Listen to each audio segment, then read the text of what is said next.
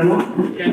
ਮੇਰਾ ਸਵਾਲ ਹਰਮੀਤ ਸਿੰਘ ਜੀ ਨੂੰ ਮੁਖਾਤਬ ਹੈ ਕਿ ਕੱਲ ਪਰਸੋਂ ਸ਼ਾਇਦ ਸਰਦਾਰ ਗੁਰਮੀਤ ਸਿੰਘ ਰਾਜੇਵਾਲ ਜੀ ਤੇ 5 ਹੋਰ ਕਿਸਾਨ ਜਥੇਬੰਦੀਆਂ ਨੇ ਇਹ ਐਲਾਨ ਕੀਤਾ ਵੀ ਉਹ 30 ਤਰੀਕ ਤੋਂ 30 ਦਸੰਬਰ ਤੋਂ ਜਿਹੜੀ ਕਿ ਪੰਜਾਬ ਦੇ ਪਾਣੀਆਂ ਦੇ ਮੁੱਦੇ ਤੇ ਇੱਕ ਅੰਦੋਲਨ ਸ਼ੁਰੂ ਕਰਨ ਜਾ ਰਹੇ ਹੈ ਤੇ ਉਹਨਾਂ ਨੇ ਕਿਹਾ ਵੀ ਇਸ ਅੰਦੋਲਨ ਦੀ ਅਸੀਂ ਸ਼ੁਰੂਆਤ ਕਰਨੀ ਹੈ ਤੇ ਇਹ ਤੁਹਾਡੇ ਧਿਆਨ 'ਚ ਹੀ ਹੋਣਾ ਤੇ ਨਾਲ ਉਹ ਫਿਰ ਉਹਨਾਂ ਨੇ ਬਿਆਨ ਦਿੱਤਾ ਵੀ ਅਸੀਂ ਕਿਹੜਾ ਜੀਰੇ ਜਾਵਾਂਗੇ ਸਾਰੀਆਂ ਕਿਸਾਨ ਜਥੇਬੰਦੀਆਂ ਜਿਹੜੀਆਂ ਉਹਨਾਂ ਦੇ ਨਾਲ 5 ਜਥੇਬੰਦੀਆਂ ਨੇ ਤੇ ਉਸ ਤੋਂ ਬਾਅਦ ਅਸੀਂ ਇਸ ਲਈ ਉੱਥੇ ਜਾਵਾਂਗੇ ਜੀਰੇ ਕਿਉਂਕਿ ਇਸ ਤਰ੍ਹਾਂ ਦਾ ਪ੍ਰਭਾਵ ਨਾ ਜਾਵੇ ਵੀ ਅਸੀਂ ਕਿਸਾਨਾਂ ਦੀ ਤਾਕਤ ਨੂੰ 2 ਗਰੁੱਪਾਂ 'ਚ ਵੰਡ ਰਹੇ ਹਾਂ ਜਾਂ ਉਹਨੂੰ ਕੇਂਦਰਿਤ ਕਰ ਰਹੇ ਹਾਂ ਖਿੰਡ ਜੂਗੀ ਤਾਕਤ ਤੇ ਉਸ ਤੋਂ ਬਾਅਦ ਅਸੀਂ ਜਨਵਰੀ ਦੇ ਵਿੱਚ 15 ਤੱਕ ਅਸੀਂ ਮੁੱਦਾ ਜਿਹੜਾ ਹੈ ਅੰਦੋਲਨ ਸ਼ੁਰੂ ਕਰਨ ਜਾ ਰਹੇ ਹਾਂ।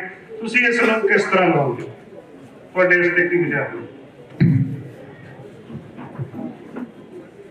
ਵੈਸੇ ਤਾਂ ਇਹ ਹਮ ਜਥੇਬੰਦੀ ਦਾ ਆਪਣਾ ਮਾਮਲਾ ਜਾਂ ਆਪਣੇ ਗਰੁੱਪਾਂ ਦਾ ਜਿਹੜਾ ਵੀ ਚੱਲਦਾ, ਪਰ ਇਹ ਤਾਂ ਇੱਕ ਪੋਜ਼ਿਟਿਵ ਗੱਲ ਹੈ ਕਿ ਉਹਨਾਂ ਨੇ 30 ਤੋਂ 17 ਜਨਵਰੀ ਦੇ ਪਾਤਾ ਚਲੋ ਇੱਕ ਮੋਰਚਾ ਚੱਲਦਾ ਉਹਦੇ ਵਿੱਚ ਹੀ ਸ਼ਾਮਲ ਹੋ ਤਾਂ ਸਾਰੇ ਇਹ ਇੱਕ ਜਿਵੇਂ ਮੈਨੂੰ ਲੱਗਦਾ ਕਿ ਜੀਰਾ ਸੈਂਟਰਲ ਪੁਆਇੰਟ ਬਣ ਸਕਦਾ, ਐਸੀ ਕੋਈ ਗੱਲ ਨਹੀਂ। ਜਿਵੇਂ ਉਗਰਾਹਾਂ ਸਾਹਿਬ ਨੇ ਪਹਿਲਾਂ ਕਿਹਾ, ਮੈਂ ਵੀ ਇਹਨਾਂ ਨੇ ਪਹਿਲਾਂ ਕਿਹਾ ਸੀ ਕਿ ਜੀਰੇ ਦਾ ਮਾਮਲਾ ਨਹੀਂ ਹੈ ਉਹ ਪਾਣੀ ਦਾ, ਇਹ ਤਾਂ ਵੰਡ ਨੂੰ ਮਾਮਲਾ, ਦੇਸ਼ ਦਾ ਮਾਮਲਾ, ਦੁਨੀਆ ਦਾ ਮਾਮਲਾ ਤੇ ਪੰਜਾਬ ਦਾ ਤਾਂ ਹੈਗਾ ਹੀ ਹੈ, ਉਹਦੀ ਐਗਜ਼ਿਸਟੈਂਸ ਦਾ ਮਾਮਲਾ।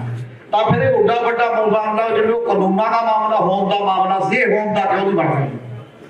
ਇਹ ਇਕੱਠੇ ਤੌਰ ਤੇ ਸਾਰੀਆਂ ਜਥੇਬੰਦੀਆਂ ਤੇ ਕਿਉਂ ਇਕੱਠੀਆਂ ਨਹੀਂ ਹੋ ਸਕਦੀਆਂ ਮਰ ਕੇ ਜਾ ਕੇ ਉਸ ਸਾਰੇ ਮਾਮਲੇ 'ਚ ਉੱਥੇ ਇਹ ਕਿਉਂ ਹੁੰਦਾ? ਜਿਹੜੀ ਉੱਥੇ 11 ਮੈਂਬਰੀ ਕਮੇਟੀ ਬਣੀ ਹੈ, ਕੋਈ ਜਥੇਬੰਦੀ ਕਹਿੰਦੀ ਜੇ ਤਾਂ ਮੇਰੀ ਅਗਵਾਈ ਚੱਲੇਗਾ ਤਾਂ ਫੁੱਲ ਸਪੋਰਟ ਨਹੀਂ ਟੋਕਨ ਸਪੋਰਟ। ਇਹਨਾਂ ਚੀਜ਼ਾਂ ਨੂੰ ਅੰਦਰ ਝਾਕ ਮਤਲਬ ਬਹੁਤ ਖੁੱਲੇ ਦਿਲ ਨਾਲ ਸੋਚਣਾ ਪਏਗਾ ਸਾਨੂੰ। ਇਹ ਕੋਈ ਨਹੀਂ ਕਿ ਕਿਸਾਨ ਜਥੇਬੰਦੀਆਂ ਦੇ ਵਿਰੋਧ ਦੀ ਗੱਲ ਕੋਈ ਇੱਥੇ ਹੋ ਰਹੀ ਹੈ। ਜਿਵੇਂ ਘਰ 'ਚ ਬੈਠ ਕੇ ਆਪਸੀ ਜੋ ਕਮਜ਼ੋਰੀਆਂ ਜਾਂ ਜੋ ਗੱਲਾਂ ਲੱਗਦੀਆਂ ਨੇ ਜਦੋਂ ਉਹਨਾਂ ਦੀ ਚਰਚਾ ਹੁੰਦੀ ਹੈ ਤਾਂ ਉਸ ਤਰੀਕੇ ਨਾਲ ਕਰਨੀ ਚਾਹੀਦੀ ਹੁੰਦੀ ਹੈ ਕਿ ਆਹ ਚੀਜ਼ਾਂ 'ਚ ਕਿਤੇ ਨਾ ਕਿਤੇ ਵੀਕਨੈਸ ਹੈ, ਇਹਨੂੰ ਦੂਰ ਕਰਨਾ ਬੜੇ ਜ਼ਰੂਰੀ ਹੈ। ਉੱਤੇ ਪਹਿਲ ਕਦਮੀ ਕੌਣ ਕਰੇ? ਜਿਹੜੀਆਂ ਜਥੇਬੰਦੀਆਂ ਪਹਿਲ ਕਦਮੀ ਕਰਨਗੀਆਂ ਉਹ ਸਭ ਤੋਂ ਲੀਡਿੰਗ ਰੋਲ 'ਚ ਹੋਣਗੀਆਂ ਮੇਰੇ ਖਿਆਲ ਹਮੇਸ਼ਾ ਹੀ। ਜਿਹਨੇ 32 ਨੂੰ ਇਕੱਠਾ ਕਰਨ ਦੀ ਪਹਿਲ ਕਦਮੀ ਕੀਤੀ ਤੇ 32 ਦੀ ਅਗਵਾਈ ਚੱਲੀ ਆ ਉਸ ਮੋਰਚੇ 'ਚ ਹਮੇਸ਼ਾ ਹੀ, ਚਾਹੇ ਐਸਕੇਐਮ ਵੀ ਬਣ ਗਿਆ, ਪਹਿਲਾਂ 32 ਡਿਸਾਈਡ ਕਰਦੀਆਂ ਸੀ, ਉਸ ਤੋਂ ਬਾਅਦ ਐਸਕੇਐਮ ਨੂੰ ਦੱਸਦੀਆਂ ਸੀ, ਉਹੀ ਲਾਗੂ ਹੁੰਦਾ ਸੀ। ਜਥੇਬੰਦੀ ਵੱਡੀ ਹੋਵੇ ਛੋਟੀ ਹੋਵੇ ਮੈਟਰ ਨਹੀਂ, ਇਕੱਠ ਮੈਟਰ ਕਰਦਾ ਹੈ। ਜਿਹੜਾ ਸਭ ਨੂੰ ਜੋੜ ਕੇ ਨਾਲ ਚੱਲਦਾ ਉਹ ਡਿਸਾਈਸਿਵ ਹੁੰਦਾ, ਫੈਸਲਾ ਕਰਦਾ ਹੁੰਦਾ ਹੈ। ਔਰ ਇਸੇ ਕਰਕੇ ਮੈਨੂੰ ਲੱਗਦਾ ਜੀਰੇ 'ਚ ਵੀ ਜਿਹੜਾ ਪਹਿਲ ਕਦਮੀ ਇਹ ਨਿਭਾਊਗਾ ਜਿਹੜਾ ਕੋਈ ਗਰੁੱਪ ਤੇ ਉਹ ਜ਼ਿਆਦਾ ਬਿਹਤਰ ਪੰਜਾਬ ਦੀ ਵੀ ਸੇਵਾ ਕਰੇਗਾ। ਔਰ ਠੀਕ ਹੈ, ਵੱਖ-ਵੱਖ ਮੋਰਚੇ ਲਾਉਣ ਨਾਲੋਂ ਇੱਕ 5 ਰਾਜੇਵਾਲ ਉਹ ਵੀ ਲਾ ਲੈਣ, 5 ਜਥੇਬੰਦੀਆਂ, ਦੂਜਾ ਕੋਈ ਹੋਰ ਲਾ ਲੇ, ਤੀਜਾ ਹੋਰ ਲਾ ਲੇ, ਵੱਡੇ ਹੋਏ ਮੋਰਚੇ ਕੰਮ ਨਹੀਂ ਕਰਨਗੇ, ਕਿਤੇ ਨਾ ਕਿਤੇ ਆਮ ਸਹਿਮਤੀ ਬਣਾਉਣੀ ਪਏਗੀ। ਸਤਿ ਸ਼੍ਰੀ ਅਕਾਲ ਸਰ। ਮੇਰਾ ਕੁਐਸਚਨ ਇਹ ਹੈ ਕਿ ਤੁਹਾਡੀ ਨਜ਼ਰ ਦੇ ਵਿੱਚ ਬਹੁਤ ਸਾਰੇ ਸਾਡੇ ਜੋ ਕਿਸਾਨੀ ਲੀਡਰ ਨੇ ਉਹ ਕਾਫੀ ਏਜਡ ਨੇ, ਜੋ ਮਤਲਬ ਉਹਨਾਂ ਨੂੰ ਲਾਈਫ ਦਾ ਐਕਸਪੀਰੀਅੰਸ ਹੈ, ਪਰ ਮੈਂ ਤੁਹਾਡੇ ਤੋਂ ਇਹ ਪੁੱਛਣਾ ਚਾਹੁੰਦੀ ਹਾਂ ਕਿ ਤੁਸੀਂ ਜੇ ਕਿਸੇ ਯੂਥਫੁਲ ਲੀਡਰਸ਼ਿਪ ਨੂੰ ਦੇਖੋਗੇ ਤਾਂ ਇੱਕ ਪੋਟੈਂਸ਼ੀਅਲ ਲੀਡਰ ਜੋ ਯੂਥ ਹੋਵੇ ਉਹ ਕਿਹੋ ਜਿਹਾ ਹੋਣਾ ਚਾਹੀਦਾ ਹੈ? ਇੱਕ ਯੂਥਫੁਲ ਪੋਟੈਂਸ਼ੀਅਲ ਲੀਡਰਸ਼ਿਪ ਕਿਹੋ ਜਿਹੀ ਹੋਣੀ ਚਾਹੀਦੀ ਹੈ ਤੁਹਾਡੇ ਵਿਚਾਰ ਵਿੱਚ, ਤੇ ਉਹਦੇ ਵਿੱਚ ਕਿਸ ਟਾਈਪ ਦੇ ਕੁਆਲਿਟੀਜ਼ ਹੋਣੀਆਂ ਚਾਹੀਦੀਆਂ ਕਿ ਉਹ ਇਸ ਟਾਈਪ ਦੀ ਵੱਡੀ ਜੋ ਇਕੱਠ ਹੈ ਉਹਨੂੰ ਇਕੱਠਾ ਲੈ ਕੇ ਚੱਲ ਸਕੇ? ਇਹ ਵੈਸੇ ਕਾਫੀ ਟੇਢਾ ਮਸਲਾ ਹੈ ਜਿਹੜਾ ਹੱਲ ਨਹੀਂ ਹੋ ਰਿਹਾ ਸਾਡੇ ਸਾਰੇ ਕਿਤੇ ਓਵਰਆਲ। ਮਾਮਲਾ ਯੂਥ ਜਾਂ ਬਜ਼ੁਰਗ ਦਾ ਨਹੀਂ, ਦੋਨੋਂ ਵੀ ਬਰਾਬਰ ਦਾ ਕੰਮ ਕਰ ਸਕਦੇ ਨੇ, ਮਿਲ ਕੇ ਵੀ ਕਰ ਸਕਦੇ ਨੇ। ਕੋਈ ਏਜ ਫੈਕਟਰ ਨਹੀਂ ਕਿ ਪਹਿਲਾਂ ਬਜ਼ੁਰਗਾਂ ਨੂੰ ਹਟਾਓ ਫਿਰ ਯੂਥ ਲੀਡਰ ਆਏਗਾ। ਬਿਨਾਂ ਕਿਸੇ ਡਾਇਰੈਕਸ਼ਨ, ਬਿਨਾਂ ਕਿਸੇ ਇਸ਼ੂਜ਼ ਦੀ ਨਿਸ਼ਾਨਦੇਹੀ, ਬਿਨਾਂ ਕਿਸੇ ਮਤਲਬ ਉਸ ਚੀਜ਼ ਨੂੰ ਸਮਝੇ, ਚਾਹੇ ਉਹ ਯੂਥ ਹੋਵੇ ਚਾਹੇ ਉਹ ਬਜ਼ੁਰਗ ਹੋਵੇ, ਉਹਨੇ ਕੀ ਕਰਨਾ? ਏਜ ਦਾ ਇੱਕ ਰੋਲ ਹੁੰਦਾ ਹੈ ਕਿ ਯੂਥ ਦੇ ਵਿੱਚ એનર્ਜੀ ਹੁੰਦੀ ਹੈ, ਕੁਝ ਨਵੀਆਂ ਚੀਜ਼ਾਂ ਨੂੰ ਸਮਝਣ ਦੀ ਸੰਭਾਵਨਾ ਵੀ ਜ਼ਿਆਦਾ ਹੁੰਦੀ ਹੈ। ਉਹਨਾਂ ਨੂੰ ਆਪਸ ਦੇ ਵਿੱਚ ਇਕੱਠ ਦੀ ਜਿਹੜੀ ਇੱਕ ਲੋੜ ਹੁੰਦੀ ਹੈ। ਇਹ ਬਜ਼ੁਰਗ ਵਰਸਸ ਯੂਥ ਮਾਮਲਾ ਨਹੀਂ ਹੈ, ਸਗੋਂ ਪਰਿਵਾਰ ਦੀ ਤਰ੍ਹਾਂ ਸਾਰਿਆਂ ਦੇ ਇਕੱਠੇ ਦਾ ਮਾਮਲਾ ਹੈ। ਹਾਂ, ਇੱਕ ਗੱਲ ਜ਼ਰੂਰ ਮੈਨੂੰ ਲੱਗਦੀ ਹੈ ਹਮੇਸ਼ਾ ਹੀ ਕਿ ਜਿਵੇਂ ਅਸੀਂ ਸਾਡੀਆਂ ਪੋਲੀਟੀਕਲ ਧਿਰਾਂ ਤੇ ਐਲੀਗੇਸ਼ਨ ਲਾਉਂਦੇ ਹਾਂ, ਜਿਹੜੀਆਂ ਧਿਰਾਂ ਨੂੰ ਅਸੀਂ ਇਹ ਕਹਿ ਰਹੇ ਹਾਂ ਕਿ ਉਹ ਰਾਜ ਕਰਦੀਆਂ ਨੇ, ਜੇ ਉਹ ਮਰਦੇ ਦਮ ਤੱਕ ਅਹੁਦੇਦਾਰੀ ਨਹੀਂ ਛੱਡਦੀਆਂ, ਜਿਹੜਾ ਪਰਿਵਾਰ ਹੈ, ਜਿਹੜੇ ਇੱਕ ਵਿਅਕਤੀ ਹੈ, ਉਹ ਪਾਰਟੀ ਪ੍ਰਧਾਨ ਹਮੇਸ਼ਾ ਹੀ ਲੰਮੀ ਉਮਰ ਤੱਕ ਬਣਿਆ ਰਹਿੰਦਾ ਹੈ। ਔਰ ਉਹ ਜੇ ਚੀਫ ਮਿਨਿਸਟਰ ਆਏਗਾ ਤਾਂ ਉਹੀ ਰਹੂਗਾ, ਜਦ ਉਹ ਹੋਊਗਾ ਤਾਂ ਉਹਦੇ ਬੇਟੇ ਨੂੰ ਮਿਲੇਗਾ ਜਾਂ ਬੇਟੀ ਨੂੰ ਮਿਲੇਗਾ। ਇਹ ਰਿਵਾਜ ਸਾਡੀਆਂ ਜਥੇਬੰਦੀਆਂ ਚ ਵੀ ਹੈ। ਮੈਂ ਵੀ ਦੇਖਿਆ ਜਿੰਨੀਆਂ ਨੂੰ ਮੈਂ ਜਾਣਦਾ ਸ਼ੁਰੂ ਤੋਂ ਲੈ ਕੇ ਸਾਰੇ, ਚਾਹੇ ਉਹ ਟ੍ਰੇਡ ਯੂਨੀਅਨ ਪੈਟਰਨ ਹੋਵੇ ਚਾਹੇ ਉਹ ਤੋਂ ਬਿਨਾਂ, ਮਤਲਬ ਉਹ ਤਾਂ ਲੋਕ ਹਟਾ ਦੇਣ ਉਹ ਅਲੱਗ ਗੱਲ ਹੈ। ਜਥੇਬੰਦੀਆਂ ਦੇ ਅੰਦਰ ਅਜੇ ਡੈਮੋਕ੍ਰੈਟਿਕ ਸਟਰਕਚਰ ਓਡਾ ਵਿਕਸਿਤ ਨਹੀਂ ਹੋਇਆ ਮੈਜੋਰਟੀ ਲੈਵਲ ਦਾ ਜਿੰਨਾ ਹੋਣਾ ਚਾਹੀਦਾ। ਕਿਤੇ 2 ਟਰਮ ਦੀ ਗੱਲ ਆਉਂਦੀ ਹੈ, ਕਿਤੇ 3 ਟਰਮ ਦੀ ਗੱਲ ਆਉਂਦੀ ਹੈ, ਕਿਤੇ ਜੇ ਬਾਦਲਾਂ ਨੂੰ ਕਹਿੰਦੇ 2 ਟਰਮ ਤੋਂ ਬਾਅਦ ਹਟੋ, ਜੇ ਇੱਥੇ ਕਾਂਗਰਸ ਨੂੰ ਕਿਹਾ ਜਾਂਦਾ ਕਿ ਗਾਂਧੀ ਪਰਿਵਾਰ ਜਾਂ ਫਲਾਣਾ, ਇੱਥੇ ਪਰਿਵਾਰ ਨਹੀਂ ਹੈ ਜਥੇਬੰਦੀਆਂ ਦੇ ਵਿੱਚ, ਪਰ ਇੱਕ ਡੈਮੋਕ੍ਰੈਟਿਕ ਸੈਟਅਪ ਦੇ ਵਿੱਚ ਲੀਡਰਸ਼ਿਪ ਚੇਂਜ ਦਾ ਕੁਐਸਚਨ ਤਾਂ ਕੋਈ ਰਹਿਣਾ ਹੀ ਚਾਹੀਦਾ ਲਗਾਤਾਰ, ਤਾਂ ਇੱਕ ਟੀਮ ਡਿਵੈਲਪ ਹੁੰਦੀ ਹੈ। ਹੈਲੋ, ਹਾਂ, ਇੱਕ ਸਵਾਲ ਜਿਹੜਾ ਸਾਰਿਆਂ ਦੇ ਸਾਡੇ ਮਨਾਂ 'ਚ ਹੈ, ਡਾਕਟਰ ਪਿਆਰੇਲਾਲ ਗਾਰਗ ਨੂੰ ਵੀ ਔਰ ਹਮੀਰ ਸਿੰਘ ਜੀ ਤੁਹਾਨੂੰ ਦੋਨਾਂ ਨੂੰ ਸਾਂਝਾ ਹੈ। ਉਹ ਇਹ ਕਿ ਆਪਾਂ ਸਾਰਿਆਂ ਨੇ ਅੰਦੋਲਨ ਲੜਿਆ, ਰਾਣਾ ਸਾਹਿਬ ਵੀ ਕਹਿ ਕੇ ਗਏ ਹੈ ਕਿ ਸਾਰੇ ਲੋਕਾਂ ਦਾ, ਸਾਰੇ ਵਰਗਾਂ ਦਾ, ਸਾਰਿਆਂ ਦਾ ਸਾਂਝਾ ਅੰਦੋਲਨ ਸੀ। ਅੰਦੋਲਨ ਤੋਂ ਬਾਅਦ ਜਿੱਤ ਹੋ ਗਈ ਤੇ ਆਪਾਂ ਸਾਰੇ ਮਹਿਸੂਸ ਕਰਦੇ ਹਾਂ ਕਿ ਉਸ ਤੋਂ ਬਾਅਦ ਇੱਕ ਖਲਾਅ ਆ ਗਿਆ ਕਿ ਸਾਡੇ ਕੋਲੇ ਫਿਰ ਉਸੇ ਤਰ੍ਹਾਂ ਦਾ ਕੋਈ ਇਸ ਕਿਸਮ ਦਾ ਜਿਹੜਾ ਸੂਤਰ ਨਹੀਂ ਬਣ ਸਕਿਆ ਕਿ ਜਿਹੜੇ ਸੂਤਰ ਦੇ ਵਿੱਚ ਇੱਕ ਕਿਸਾਨ ਅੰਦੋਲਨ ਲੜਿਆ ਗਿਆ ਸੀ, ਜਿਹਨੇ ਸਾਰਿਆਂ ਨੂੰ, ਸਾਰੇ ਵਰਗਾਂ ਨੂੰ ਸਾਂਝਾ ਕੀਤਾ ਸੀ। ਜਦੋਂ ਅਸੀਂ ਉੱਥੋਂ ਪੰਜਾਬ 'ਚ ਮੁੜ ਕੇ ਆਉਂਦੇ ਆ ਤੇ ਅਸੀਂ ਫਿਰ ਉਸੇ ਤਰ੍ਹਾਂ ਦੇ ਮਸਲਿਆਂ 'ਚ ਉਲਝ ਜਾਂਦੇ। ਕਿਤੇ ਹਮੀਰ ਸਿੰਘ ਜੀ ਨੇ ਵੀ ਇਸ ਗੱਲ ਤੇ ਇਸ਼ਾਰਾ ਕੀਤਾ ਸੀ ਕਿ ਚਾਹੇ ਉਹ ਕਿਸਾਨ ਜਥੇਬੰਦੀਆਂ, ਚਾਹੇ ਹੋਰ ਵਰਗ ਹੈ, ਪੰਜਾਬ ਦੇ, ਹਰਿਆਣੇ ਦੇ ਲੋਕਾਂ 'ਚ ਜਿਹੜੇ ਕਿਤੇ ਸਾਂਝ ਦੇ ਸੂਤਰ ਸਾਹਮਣੇ ਆਏ ਸੀ, ਉਹਨਾਂ ਤੇ ਫੇਰ ਕਿਤੇ ਨਾ ਕਿਤੇ ਚੁਣੌਤੀ ਖੜੀ ਹੁੰਦੀ ਹੈ। ਇਸੇ ਤਰ੍ਹਾਂ ਦੀਆਂ ਚੀਜ਼ਾਂ ਜਿਹੜੀਆਂ ਟਕੈਤ ਸਾਹਿਬ ਆਉਣਗੇ ਹੁਣੇ ਹੀ 5-7 ਮਿੰਟਾਂ ਜਾਂ ਆਪਾਂ ਉਹਨਾਂ ਤੋਂ ਵੀ ਇਹ ਸਵਾਲ ਇਸ ਕਿਸਮ ਦਾ ਥੋੜੇ ਵੱਡੇ ਪ੍ਰਪੇਖ ਪੁੱਛਦੇ ਆ। ਮੈਂ ਡਾਕਟਰ ਪਿਆਰੇਲਾਲ ਗਾਰਗ ਹੋਰਾਂ ਨੂੰ ਸਭ ਤੋਂ ਪਹਿਲਾਂ ਇਹ ਪੁੱਛਦਾ ਕਿ ਜਿਹੜਾ ਖਿਲਾਫ ਪੈਦਾ ਹੋਇਆ ਹੈ, ਪਹਿਲੀ ਗੱਲ ਇਹਦੀ ਜ਼ਿੰਮੇਵਾਰੀ ਕਿਹਦੀ ਹੈ? ਦੂਜੀ ਗੱਲ, ਜਦੋਂ ਇਹ ਖਿਲਾਫ ਪੈਦਾ ਹੋ ਗਿਆ, ਇਸ ਸਾਰੇ ਲੋਕਾਂ ਦੇ ਜੋਸ਼ ਨੂੰ ਹੁਣ ਕਿਵੇਂ ਚੈਨਲਾਈਜ਼ ਕੀਤਾ ਜਾ ਸਕਦਾ?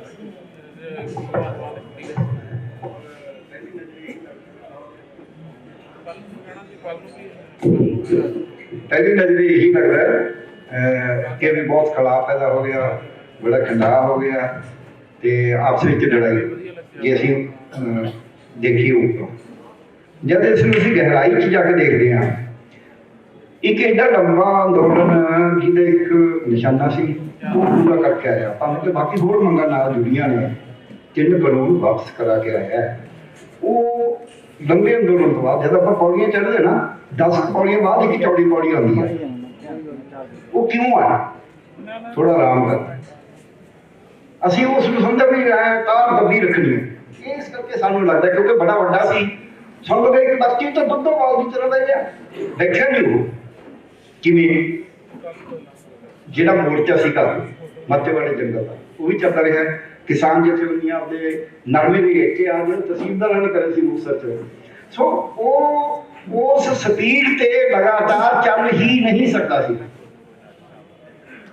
ਇਹ ਉਹੀ ਵੀ ਗੱਲ ਹੋਏਗੀ ਜਿਵੇਂ ਮੈਂ ਕਈ ਡਾਕਟਰ ਸਾਹਿਬਾਨ ਨੂੰ ਕਹਿਣਾ ਹੁੰਦਾ ਵੀ ਜੇ ਤੁਸੀਂ ਬੱਚੇ ਦੇ ਅਕਲ ਦੇ ਇੰਚਾਂ ਨੂੰ ਆਪਦੇ ਅਕਲ ਦੇ ਗਜਾਂ ਨਾਲ ਮਿਲੋਗੇ ਫਿਰ ਉਹ ਕਦੇ ਪੂਰਾ ਨਹੀਂ ਕਰੇਗਾ। ਇਸ ਕਰਕੇ ਮੋਰਚੇ ਦੀ ਇੱਕ ਸਪੀਡ ਹੁੰਦੀ ਹੈ। ਮੈਂ ਸਾਰੀ ਉਮਰ ਟ੍ਰੇਡ ਯੂਨੀਅਨ ਲੀਡਰ ਰਿਹਾ, ਇੱਕ ਲਗਾ ਤੁਸੀਂ ਦਬ ਕੇ ਕਰ ਦਿਓ, ਮਹੀਨਾ 2 ਮਹੀਨੇ 15 ਦਿਨ 10 ਦਿਨ ਜੋ ਵੀ ਕਰਨਾ ਹੈ, ਉਦੋਂ ਮੁੜ ਕੇ ਕੁਝ ਹਮੇਸ਼ਾ ਖੜੋਤ ਹੁੰਦੀ ਹੈ, ਹਮੇਸ਼ਾ ਮਤਭੇਦ ਆਉਂਦੇ ਨੇ। ਸੋ ਮੈਨੂੰ ਐਂ ਲੱਗਦਾ ਹੈ ਕਿ ਉਹ ਆਮ ਜਨਤਾ ਦੇ ਵਿੱਚ ਜਿਹੜੀ ਇੱਕ ਉਮੀਦ ਜਾਗੀ ਸੀ, ਕਿਉਂਕਿ ਦੂਜੇ ਪਾਸੇ ਬੇਉਮੀਦੀ ਸੀ, ਉਮੀਦ ਹੈ ਹੀ ਨਹੀਂ ਸੀ ਉਹ ਪਾਸੇ, ਨਾ ਸਿਆਸਤ ਤੋਂ ਨਾ ਕਿਤੋਂ, ਉਹਦੇ ਕਰਕੇ ਉਮੀਦ ਜਾਗੀ ਹੋਈ ਸੀ ਤੇ ਉਹਨਾਂ ਨੂੰ ਇੱਕ ਵਕਤ ਲੱਗਿਆ ਵੀ ਯਾਰ ਇਹ ਤਾਂ ਗਿਆ, ਹੁਣ ਕੀ ਹੋਊਗਾ? ਅੱਜ ਵੱਡਾ ਮੋਰਚਾ ਨਾ ਉਹ ਗਿਆ ਹੈ, ਨਾ ਇਹ ਇੱਕ ਨੈਚੁਰਲ ਹੈ ਜਿਹੜਾ ਉਤਰਾਅ ਚੜਾਅ ਹੁੰਦੇ ਨੇ, ਜਵਾਰ ਭਾਟੇ ਹੁੰਦੇ ਨੇ, ਉੱਤੇ ਚੜ੍ਹਦੀ ਹੈ, ਥੱਲੇ ਹੁੰਦੀ ਹੈ ਗੁੱਡੀ, ਇਹ ਨਾਰਮਲ ਹੈ। ਮੈਂ ਇਹਨੂੰ ਸਟੱਡੀ ਕਰਕੇ, ਇਹ ਐਵੇਂ ਨਹੀਂ ਕਿ ਮੈਂ ਇੱਥੇ ਦੱਸਣ ਵਾਸਤੇ ਕਹਿ ਰਿਹਾ, ਮੈਂ ਲਗਾਤਾਰ ਇਹਨੂੰ ਵਾਚ ਕਰਦਾ ਵੀ ਕਿਹੜੀ ਜਥੇਬੰਦੀ ਕੀ ਕਰ ਰਹੀ ਹੈ, ਉਹਦੇ ਕਿਹੋ ਜਿਹੇ ਬਿਆਨ ਆ ਰਹੇ ਨੇ, ਕਿਵੇਂ ਇੱਕ ਦੂਜੇ ਤੇ ਦੋਸ਼ ਲਾ ਰਹੀ ਹੈ, ਕਿਵੇਂ ਉਹ ਰਿਜ਼ੋਲਵ ਕਰ ਰਹੇ ਨੇ ਆਪਣੇ ਝਗੜਿਆਂ ਨੂੰ, ਕਿਵੇਂ ਉਹ ਵੱਖਰੇ ਵੱਖਰੇ ਸਟੈਪ ਕਰਦੇ ਨੇ। ਸੋ ਉਹਦੇ 'ਚ ਇੱਕ ਹੈ ਛੋਟੀ ਜਿਹੀ ਟਾਈਮ ਕਰਕੇ ਖਤਮ ਕਰ ਰਿਹਾ। ਇੱਕ ਪਾਸੇ ਅੱਜ ਕਿਸਾਨ ਮਜ਼ਦੂਰ ਸੰਘਰਸ਼ ਕਮੇਟੀ ਹੈ ਜਿਹੜੀ, ਉਹ ਕਹਿੰਦੇ ਅਸੀਂ ਟੋਲ ਪਲਾਜ਼ੇ ਫ੍ਰੀ ਕਰ ਸੰਘਰਸ਼ ਕਰ ਰਹੇ। ਦੂਜੇ ਪਾਸੇ ਇਹ ਗੁਨਾਹ ਦੀ ਜਥੇਬੰਦੀ ਨੇ ਕਈ ਜਗ੍ਹਾ ਤੇ ਧਰਨੇ ਮਾਰੇ। ਤੀਜੇ ਪਾਸੇ ਡਕੌਂਦਾ ਕਿਸਾਨ ਇਹਨਾਂ ਦੇ ਨਾਲ ਆ ਕੇ ਫਿਰ ਮੱਤੇਵਾੜੇ ਦੇ ਜੰਗਲ ਚ ਆਪਾਂ ਮੈਂ ਕਿਸਾਨ ਜਥੇਬੰਦੀਆਂ ਉਸ ਨੂੰ ਜਿਹੜੀ ਗਈਆਂ ਜਿਹਦੀ ਆੜੀ ਚ ਉੱਥੇ ਇਕੱਠੀਆਂ ਵੀ ਆਈਆਂ ਨੇ। ਸੋ ਮੈਨੂੰ ਐਂ ਲੱਗਦਾ ਹੈ ਵੀ ਹੌਲੀ ਹੌਲੀ ਫਿਰ ਇੱਕ ਦਿਨ ਦਾ ਪ੍ਰੋਗਰਾਮ ਬਣਾਇਆ ਪੂਰੇ ਹਿੰਦੁਸਤਾਨ 'ਚ ਆਪਾਂ ਦੇਵਾਂਗੇ ਮੈਮੋਰੈਂਡਮ। ਸੋ ਮੈਨੂੰ ਇਹ ਲੱਗਦਾ ਹੈ ਵੀ ਜਿਹੜੀ ਉਹ ਥਕਾਨ ਕਹਿ ਲਓ, ਉਸ ਵਕਤ ਦਾ ਜੋਸ਼ ਉਹ ਲਗਾਤਾਰ ਰਹਿ ਨਹੀਂ ਸਕਦਾ ਸੀ, ਉਹ ਘਟਣ ਤੋਂ ਬਾਅਦ ਦੁਬਾਰਾ ਉਹਨੂੰ ਥੋੜਾ ਆਰਾਮ ਕਰਕੇ ਅੱਗੇ ਚੱਲ ਰਹੇ ਨੇ। ਹੁਣ ਉਹ ਅੰਦੋਲਨ ਜਿਹੜਾ ਪਹਿਲਾਂ ਉੱਤਰੀ ਭਾਰਤ ਦੇ ਵਿੱਚ ਜ਼ਿਆਦਾ ਗਿਣਤੀ ਦੇ ਵਿੱਚ ਸੀ, ਉਹ ਸ਼ਾਇਦ ਪੂਰੇ ਦੇਸ਼ 'ਚ ਜਾਣ ਦੀ ਤਿਆਰੀ ਹੈ। ਸੋ ਮੈਨੂੰ ਤਾਂ ਇਹਦਾ ਕੋਈ ਨਿਰਾਸ਼ਾ ਨਹੀਂ।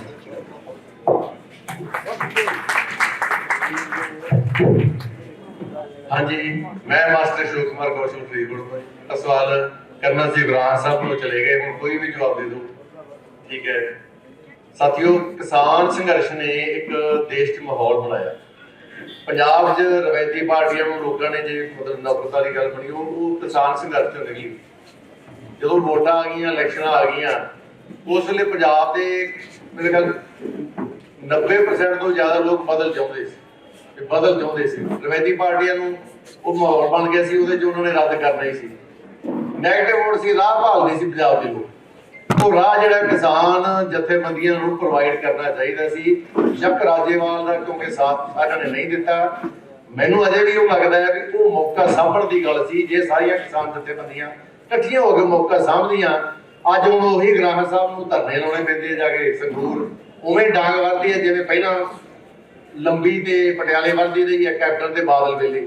ਉਹ ਹਾਲਾਤ ਹੈ। ਤੇ ਗ੍ਰਾਮ ਸਾਹਿਬ ਦਾ ਕਾਡਰ ਵੀ ਤੇ ਹੋਰ ਜਿਹੜੀਆਂ ਬਾਈਕਾਟ, ਅਸੀਂ ਨਹੀਂ ਵੋਟਾਂ 'ਚ ਜਾਣਾ, ਅਸੀਂ ਵੋਟਾਂ ਦੀ ਰਾਜਨੀਤੀ ਸਾਡੀ ਨਹੀਂ, ਵੋਟਾਂ ਕੁਛ ਨਹੀਂ ਸਵਾਰ ਸਕਦੀਆਂ। ਇਹਨਾਂ ਦੇ ਕਾਡਰ ਨੇ ਸਾਰਿਆਂ ਨੇ ਝਾੜੂ ਵਾਲਿਆਂ ਨੂੰ ਵੋਟਾਂ ਪਾਈ, ਅੱਜ ਉਹਨਾਂ ਦੇ ਫਿਰ ਧਰਨੇ ਲਾਉਂਦੇ ਆ। ਸੋ ਮੇਰੀ ਬੇਨਤੀ ਹੈ ਵੀ ਉਹ ਮੌਕਾ ਸੀ, ਪੰਜਾਬ ਦੇ ਲੋਕ ਬਦਲ ਚਾਹੁੰਦੇ ਸੀ, ਅੱਜ ਵੀ ਵੈਕਿਊਮ ਹੈ। ਅੱਜ ਵੀ ਉਹ ਕੋਈ ਸਿਆਸੀ ਪਾਰਟੀ ਨਹੀਂ ਜਿਹੜੀ ਉਹ ਥਾਂ ਲੈ ਸਕਦੀ ਹੋਵੇ। ਉਹ ਮੌਕਾ ਕਿਸਾਨ ਜਥੇਬੰਦੀਆਂ ਨੂੰ ਸਾਂਭਣਾ ਚਾਹੀਦਾ ਸੀ। ਇਹਨਾਂ ਨੇ ਖਿਜਾਇਆ ਹੈ, ਬਹੁਤ ਕੀਮਤੀ ਮੌਕਾ ਖਿਜਾਇਆ ਹੈ। ਹੁਣ ਜਿੰਨੀਆਂ ਮਰਜ਼ੀ ਸਫਾਈਆਂ ਦੇ ਦਿਓ, ਗੱਲ ਨਹੀਂ ਬਣਦੀ। ਸੋ ਇਹ ਮੇਰੀ ਸ਼ੰਕਾ ਅਜੇ ਵੀ ਹੈ, ਕੋਈ ਸਾਥੀ ਕੋਈ ਜਵਾਬ ਦੇ ਸਕਦਾ, ਕੋਈ ਵੀ। ਧੰਨਵਾਦ। ਦੇਖੋ, ਸ਼ੰਕਾ ਤੁਹਾਡੀ ਆਪਣੇ ਹਿਸਾਬ ਨਾਲ ਜਾਇਜ਼ ਹੈ, ਪਰ ਕਿਸਾਨ ਜਥੇਬੰਦੀਆਂ ਨੂੰ ਸਮਰਥਨ ਜਿਹੜਾ ਦਿੱਤਾ ਗਿਆ ਸੀ, ਤੇ ਬਹੁਤ ਸਾਰੀਆਂ ਜਥੇਬੰਦੀਆਂ ਨੂੰ ਭੁਲੇਖਾ ਹੁੰਦਾ। ਫੈਡਰੇਸ਼ਨਾਂ ਨੇ ਚੋਣਾਂ ਲੜੀਆਂ, ਢਿੱਲੋਂ ਸਾਹਿਬ ਬੜੇ ਵੱਡੇ ਲੀਡਰ ਰਹੇ ਨੇ। MC ਭਾਰਦਵਾਜ ਨੇ ਚੋਣਾਂ ਲੜੀਆਂ, ਬੜੀ ਪਟਿਆਲੇ 'ਚ ਉਹਨਾਂ ਦੀ ਸੀ। ਚੋਣਾਂ ਦੇ ਵਿੱਚ ਵੋਟ ਪਾਉਣਾ ਹੋਰ ਚੀਜ਼ ਹੈ ਤੇ ਕਿਸੇ ਸਟਰਗਲ 'ਚ ਲੋਕਾਂ ਦਾ ਨਾਲ ਰਲਣਾ ਹੋਰ ਚੀਜ਼ ਹੈ।